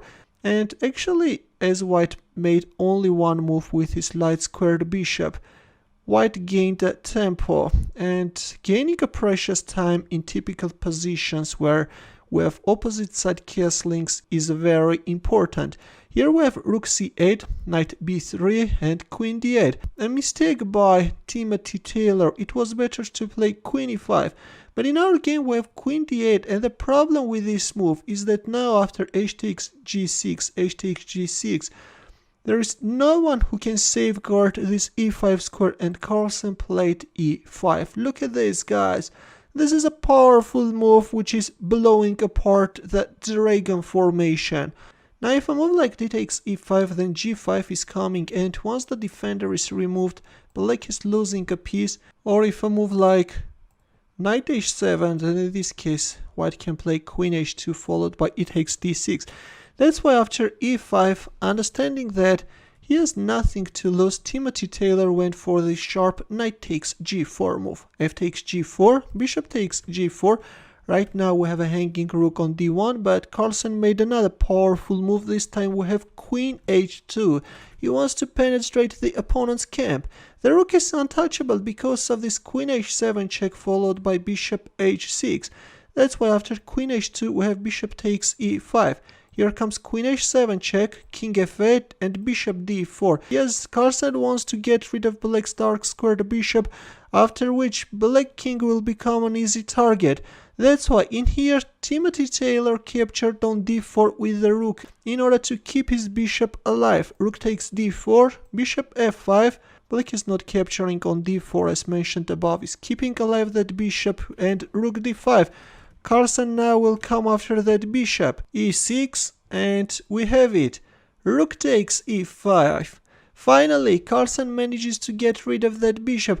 By the way, the interesting thing is that instead of playing e6, if you move back your bishop on f6, then in this case white can go after the light squared bishop and can capture on f5. If g takes f5, then rook g1 is coming, and again white is winning. That's why in our game we have e6, and there it goes, rook takes e5, d takes e5, queen h8 check, king e7, queen takes e5. Looks like the storm is over, and if we have a look at the position, black has only 2 pawns against a piece, right? And also black king is in danger, black's position is totally lost. Of course, exchanging the queens favors black, black king is centralized, and also black has 3 powerful passed pawns. That's why Carlsen is keeping alive his queen, and now his knight will also join the attack. We have it, knight e4 check. Bishop takes e4, knight takes e4 check, king e7, and queen a3 check. King d7, this time we have rook d1 check, king c6. We have a brutal king hunt, guys. Queen a4 check, king b6, queen b4 check, king a6. Well, if queen b5, then after the exchange on b5, black is losing his rook. That's why after queen b4 check we have king a6 and rook d3. Carlsen is tightening the mating net. The rook will now start harassing black king from the 3rd rank, b6. Black is opening up an escaping square, but now comes knight d6. Where this move white is taking under control is important, b7 square. There is no escape. Rook c5. Now comes rook a3 check, and after rook a5, queen c4 check, we have a resignation. If queen b5, then queen takes b5, checkmate.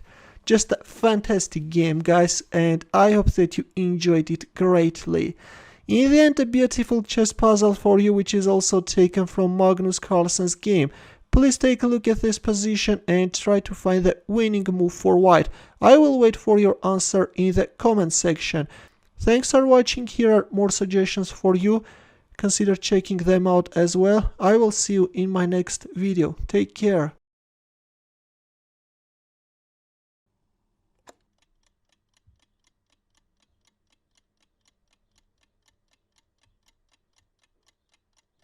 Hello chess lovers, Soren here, and in today's video I want to take a quick look at a little known chess miniature played by the 8th world chess champion Mikhail Tal in 1964 in London.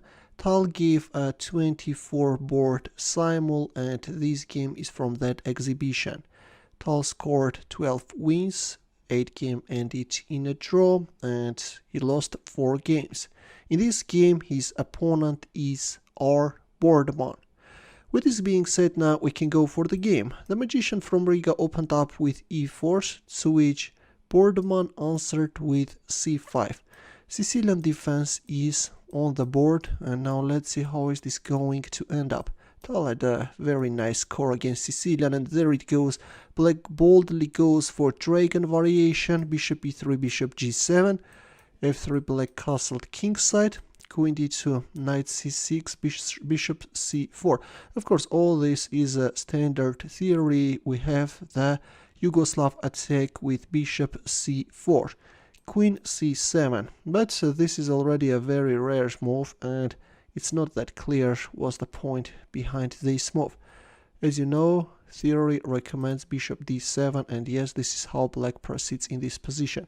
In our game we have queen c7, bishop b3. Tal is moving away the bishop from the c file where it was somewhat exposed, a6, h4. The can opener is marching forward to weaken opponent's king side. White's idea is simple in dragon variation, as you know, to open up the h file, exchange the dark squared bishops, intrude inside opponent's camp, and announce a checkmate. Knight a5, h5. Black hurries to get rid of white's strong light squared bishop, which is usually putting good pressure down a2, g8 diagonal. But yeah, we can see that black is losing a precious time on this, you know. We can see that black is completely uninformed how to play this opening. So with d5, black opened up the queen's diagonal, right? Of course, Tal could even capture on d5. If check, then bishop f2, and if here, then just castling queen side, and then this rook g1 is coming. Black is in trouble, but Tal played h takes g6, which is also a strong move. Queen g3, check bishop f2, queen takes g6, and e5, asking black knight to retreat. Knight d7, and the pawn on d5 dropped. Now the threat is knight takes e7, right? Black played queen takes g2, but made the g file vulnerable, and now will pay a high price for it. Tal castled queenside, knight takes e5, and rook g1. Here comes knight takes f3, knight takes f3, queen takes f3, and with his next move Tal forced a resignation. Yes, that move is pretty easy to find. Rook g7 check, put an end to this unequal fight. If king takes g7, then check, followed by a checkmate. Yeah, playing dragon variation is a difficult task, you know, it requires a huge theory. Also, one wrong step can cost a whole game, and yeah, that's why usually many strong players are avoiding Sicilian dragon. By just knowing the opening, you can even win the game, you know, in this variation. Yeah, it's a tough opening, but in this case we saw that Mr. Boardman had completely no idea of how to play this opening.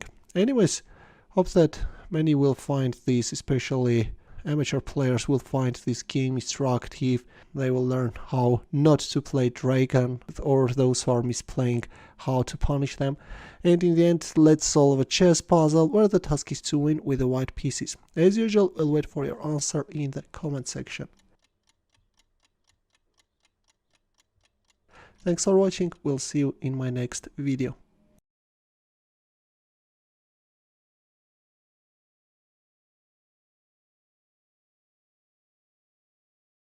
Hello chess lovers, Soren here, and in this video I want to share with you another impressive Yugoslav attack launched against the Sicilian dragon. With white pieces playing legendary American chess grandmaster Larry Evans, who won US championship 5 times, and his opponent is American international master Bernard Zuckerman. Zuckerman is best known as an opening theoretician, and this game was played at 1966 US championship. So Evans, who was playing with the white pieces, opened up with e4, to which Zuckerman responded with Sicilian defense c5. As I've already mentioned, we are going to see a dragon variation. Knight f6, knight c3, and g6. There it goes. The razor-sharp dragon is on the board, which leads to very dynamic and double-edged positions. Oops, in here black's answer was knight c6, f3, bishop g7, queen d2, black castled kingside, and white castled queenside. So white is choosing Yugoslav attack with castling queenside, and in here the other popular continuation starts with bishop c4. The difference between immediate castling queenside and bishop c4 is that now when you are castling queenside, this allows black to go for a very sharp line by making this d5 pawn sacrifice. Now if he takes d5, then knight takes d5, knight takes c6, then b takes c6. You can either play bishop d4 or you can capture on d5. And this is also a line which requires a huge theoretical knowledge. But in our game, instead of meeting castling queenside with d5, we have knight takes d4. Not the best continuation, and this is allowing white's dark squared bishop to occupy the long diagonal. I would rather call this a mediocre move, you know. Knight takes d4 is not really good. Bishop e6, king b1, queen c7, and white is proceeding with his attack h4. Rook c8. Black could stop white's advancement, but instead played rook c8 and h5. At the cost of sacrificing a pawn, white wants to open up the h-file, a standard idea in Sicilian dragon. In typical position, no one counts pawns, or in some cases even pieces, you know. Knight takes h5, which is a terrible blunder. Yeah, this is too bad, and after this move, black gets a lost position. Well, I just can't understand how could Zuckerman play dragon variation in such a terrible way. He is known as an opening theoretician, but you know what? Even nowadays 2000 players which know a little bit of theory in dragon variation won't play Sicilian dragon in such a terrible way. At this point at least it was better to play g takes h5, just making things difficult, not allowing white to exchange the dark squared bishops with ease. If knight b5, then queen d8. Again, the position is not a pleasant one for black, but choosing this line is better. In this case, white should lose a precious time to exchange the dark squared bishop. But instead, after h5, we have knight takes h5, and there we have it, bishop takes g7. White is exchanging the dark squared bishops, thus making black's kingside vulnerable, and black recaptured with the king. g4, knight f6, queen h6 check, king g8. As we have reached the critical position, you can pause the video and try to find white's next moves. Ready? Now look, in here, even the simple g5 move is winning. If knight h5, then you can go for a standard exchange sacrifice, and then play bishop d3 with the threat of e5. And now if bishop c4, trying to neutralize white's light squared bishop, then knight d5 can follow. If queen d8, then rook h1. If queen f8, then queen takes h5. Yes, even this is winning. And then knight takes c8, but after king g8, Evan shows a stronger continuation, and he first sacrificed a pawn on e5. A very subtle move, and by making this pawn sacrifice, white is clearing the b1 h7 diagonal for the light squared bishop. And now the bishop can use his X-ray vision to target the pawn on h7. Black accepted the pawn sacrifice, and only now we have g5, knight h5, bishop d3. Well, white could first go for an exchange sacrifice and only then play bishop d3, but we first see bishop d3, and after e4, only then rook takes h5 followed. The idea of playing e4 is that now if bishop takes e4, then black can play queen e5 followed by queen g7. The queen can somewhat hinder white's attack, but in our game after e4 we have rook takes h5 sacrifice, not allowing black to breathe, and then comes knight takes e4.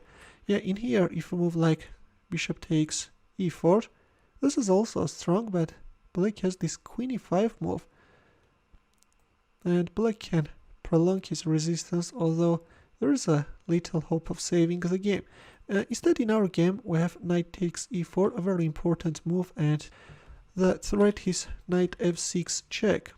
Now, if queen e5, then knight f6, and then g takes f6 is also winning, but you can go for bishop takes h7. That is mating faster. Now, if g takes f6, then black should give up the queen. That's why in our game after knight takes e4, black played queen f4. Black is pinning the pawn on g5, but even this can't help black. There we have it, knight f6 check. It takes f6. Of course, no one is going to recapture with the g pawn. There we have it, bishop takes h7 check, king h8, bishop f5 check, king g8, queen h7 check, king f8, and after queen h8 check, finally we have a resignation, because black king is getting checkmated in one, and definitely Bernard Zuckerman was not happy with getting checkmated with a single pawn. Yeah, white can announce a brutal checkmate with a pawn. That's why after queen h8 check, resignation followed. This was a neat attack by Larry Evans, but let me repeat once again that Zuckerman's dragon variation was really very terrible, and we saw absolutely no defense from black's side. So in the game we saw two very subtle moves. The first one was e5, and the other one, which you probably overlooked, was a very important bishop f5 move, with the idea of making the pawn on f6 defenseless. And now I have king g8, then queen h7 check, and then white is managing to announce a checkmate as the pawn on f6 is not protected. Yeah, g takes f6 and we have a brutal checkmate on the board. In the end, a chess puzzle for you, where the task is to find the mating line for white. The task is simple, but the solution is marvelous, and I will wait for your answer in the comment section. Thanks for watching. Here are more suggestions for you. Feel free to check them out as well. I will see you in my next video. Take care. Hello chess lovers, Soren here, and in this video I want to share with you a little known but a fantastic game played in 1990 in Singapore at World Championship Under 18. With the white piece is playing Ivan Markovic and his opponent is Arnaud Payen. Markovic opened up with e4, to which Payen responded with Sicilian defense. Knight f3, d6, d4, c takes d4, knight takes d4, knight f6, knight c3, g6. Black is going for dragon variation, a very sharp opening which leads to double-edged positions and requires a gigantic theoretical knowledge. Queen d2, knight c6, bishop c4. White is going for Yugoslav attack with bishop c4. Bishop d7, h4, h5, stopping the h-pawn's further advance, and finally white castled queenside. Rook c8, bishop b3, moving away the bishop from the dangerous c-file, knight e5, bishop g5. Other alternatives are bishop h6 or king b1 or g4. In the game we see bishop g5, rook c5. Black is not only preparing b5, but also from the fifth rank the rook can be very useful when organizing the defense. g4. At the cost of sacrificing a pawn, white wants to blow apart black's position. And in typical positions, no one counts pawns or pieces, you know. Let's see what's going to happen next. H takes g4, f4, knight c4, queen e2. In this case, when you have no bishop on e3, there is no need to capture on c4, and leaving this defensive piece on b3 is very useful, you know. Later this can even serve as a nice attacking piece. Right now we have a target on c4 and black played b5. 5 years later this position also occurred in a game played between Ivanchuk and Topalov, and in here Topalov proceeded with queen c8. That was a very nice game, and very quickly Topalov managed to prevail over Ivanchuk, and then he went for an exchange sacrifice, and only after e takes d5 he played b5. But in this case, after queen e2 we see b5 straight away, which is also a strong continuation. f5. Very often we can see that white is going for a breakthrough by pushing forward the h-pawn, but using the f-pawn as a destructive weapon is also very common in Yugoslav attack. G takes f5. According to Stockfish, knight h5 gives black's position more solidity. If queen takes g4, then queen e8, unpinning the pawn and preparing e6. But in the game to f5, black played g takes f5, bishop takes f6, bishop takes f6, e takes f5, and rook takes f5. Black is going for an exchange sacrifice, but winning it is not that good, because in that case, once black is managing to save this pawn, black has a very solid position. These bishops look very monstrous, you know. That's why to rook takes f5, white answered with queen takes g4 check. And in here, black covered his king and created a double attack. Yeah, white queen is attacked not by the rook but also by the bishop, and this was also one of the ideas hidden behind rook takes f5 move. But at this point, instead of thinking about moving away his queen, yes, I know, dear chess lovers, in a blink of a second you figured out white's next move. Yes, instead of thinking about making a chicken move like queen f4, after which black has a very solid position, white went for a queen sacrifice, and this is what we all love to see. H takes g5, bishop takes g4. Go on, buddy, don't you want to accept that queen sacrifice? What's happening? Finally, bishop takes g4 is on the board, and G takes f6. There it goes. White pawn keeps on slicing through black's army. And now at this point, black has to be very careful, you know. E takes f6 was made in the game, but if we move like bishop takes d1, then white has this knight c6 move, after which you are forced to give up your queen. That's why at this point we have e takes f6 and rook dg1 is on the board, attacking the bishop. f5, black is protecting it, at the same time is opening up the queen's diagonal. And yeah, this is a very venomous threat. Knight takes f5 is not good because of queen g5 check.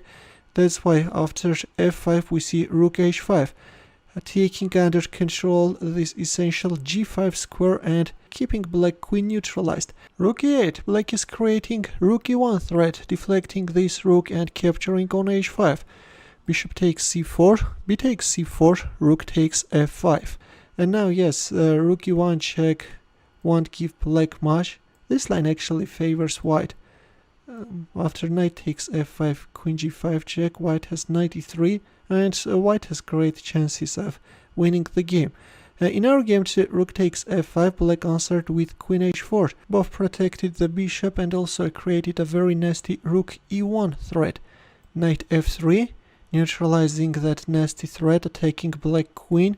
Queen h6 check, king d1. A very important move. Otherwise, if we move like king b1, then in this case it's white who is losing, because black has this king f8 move, pinning the bishop and threatening bishop takes f5. And if you capture on g4, then you can step into a checkmate, you know. Don't forget that there is a back rank weakness, and then rook e1, rook d1 checkmate.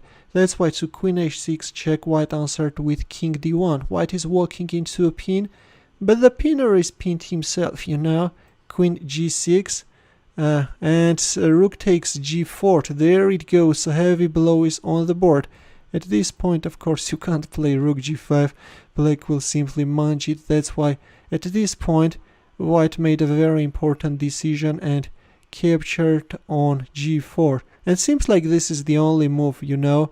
This is forced, otherwise if we move like rook d5, then bishop takes f3 check is coming. Yeah, black is winning. That's why there it goes, rook takes g4, queen takes g4, rook g5 check. And there it goes, black queen drops, and we are in the end game where the players almost have equal chances. But the thing is that these knights can cooperate greatly and can create nice targets. d5, knight f3, f5, knight d4, f4. Not the best continuation.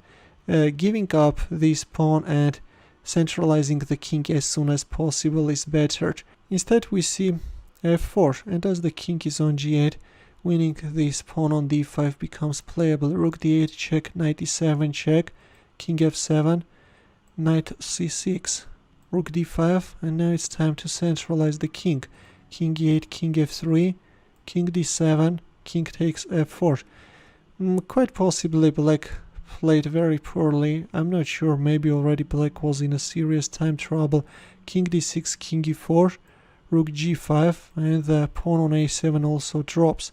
Rook a5, knight b5 check, and at this point we have a resignation. Now if you move back your king, for example, on d7, then white can play a3 and then king d5, at some point b4, connect the pawns and convert this into a victory. Or if king c5, keeping the king centralized near the pawn, then in this case white has a very beautiful study like b4 move. If c takes b3, then you are stepping into a fork, and if, I don't know, king takes b4, then this time knight c6 is winning. And that's why, understanding that his position is hopeless after knight b5 check, black resigned. Yeah, that was a very nice game and a pretty accurate one, you know. Yeah, both players were playing excellent chess, and hope that you enjoyed this game greatly. In the end, the chess puzzle for you, where the task is to find the winning line for white. It's white to move, and as usual, we'll wait for your answer in the comment section. Feel free to check out my early uploads as well. We'll see you in my next video. Take care.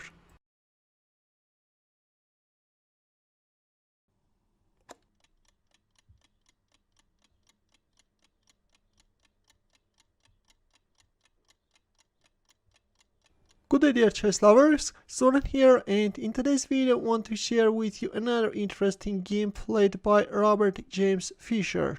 This game is from 1963 Western Open, which took place in Bay City. Fischer's opponent is Norbert Leopoldi, and the game is from round 3. In the game, Fischer had white pieces and he opened up with e4, to which Leopoldi answered with c5. The good old Sicilian is on the board. C takes d4, knight takes d4, g6. Black goes for accelerated dragon.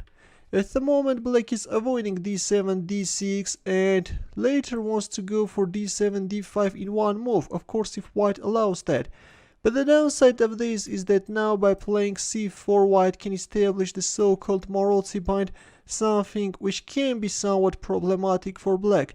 Instead, Fischer chose a more humble continuation, starting with knight c3, knight f6, bishop c4, and knight a5, Black hurries to get rid of White's light-squared bishop.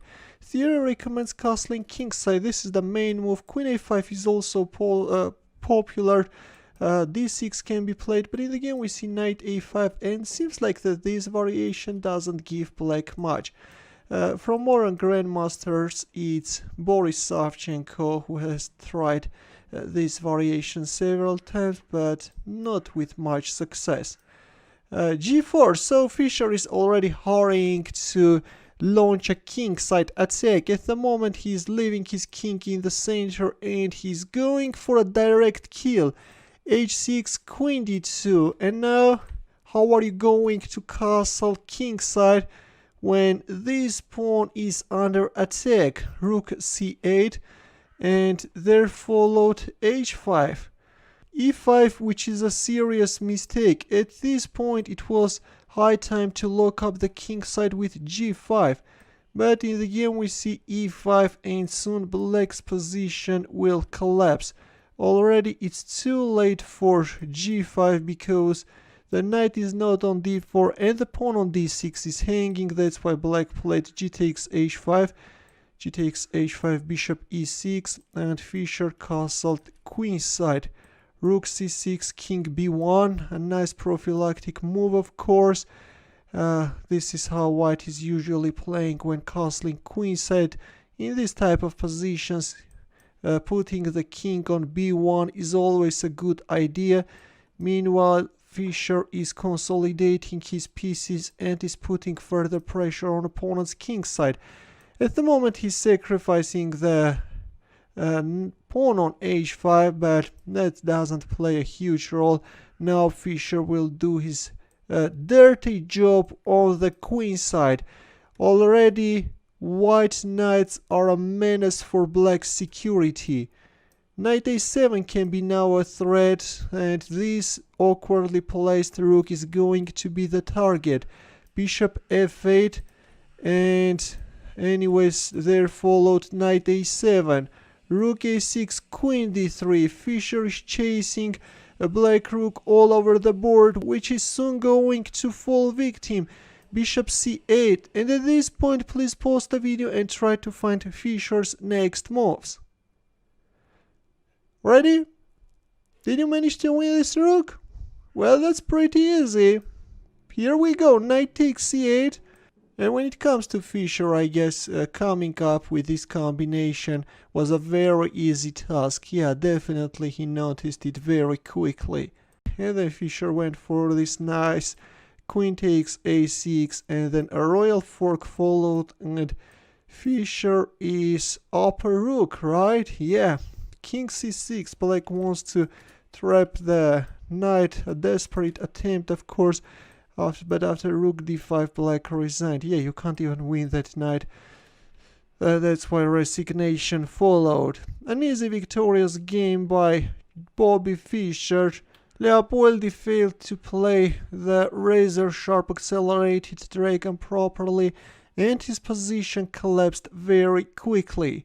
So this is it, dear chess lovers. Hope that you enjoyed this game. This can be also useful for those who are playing against accelerated dragon. Feel free to explore this game carefully, especially the line with knight a5, and in the end Let's solve a chess puzzle where the task is to win with the black pieces.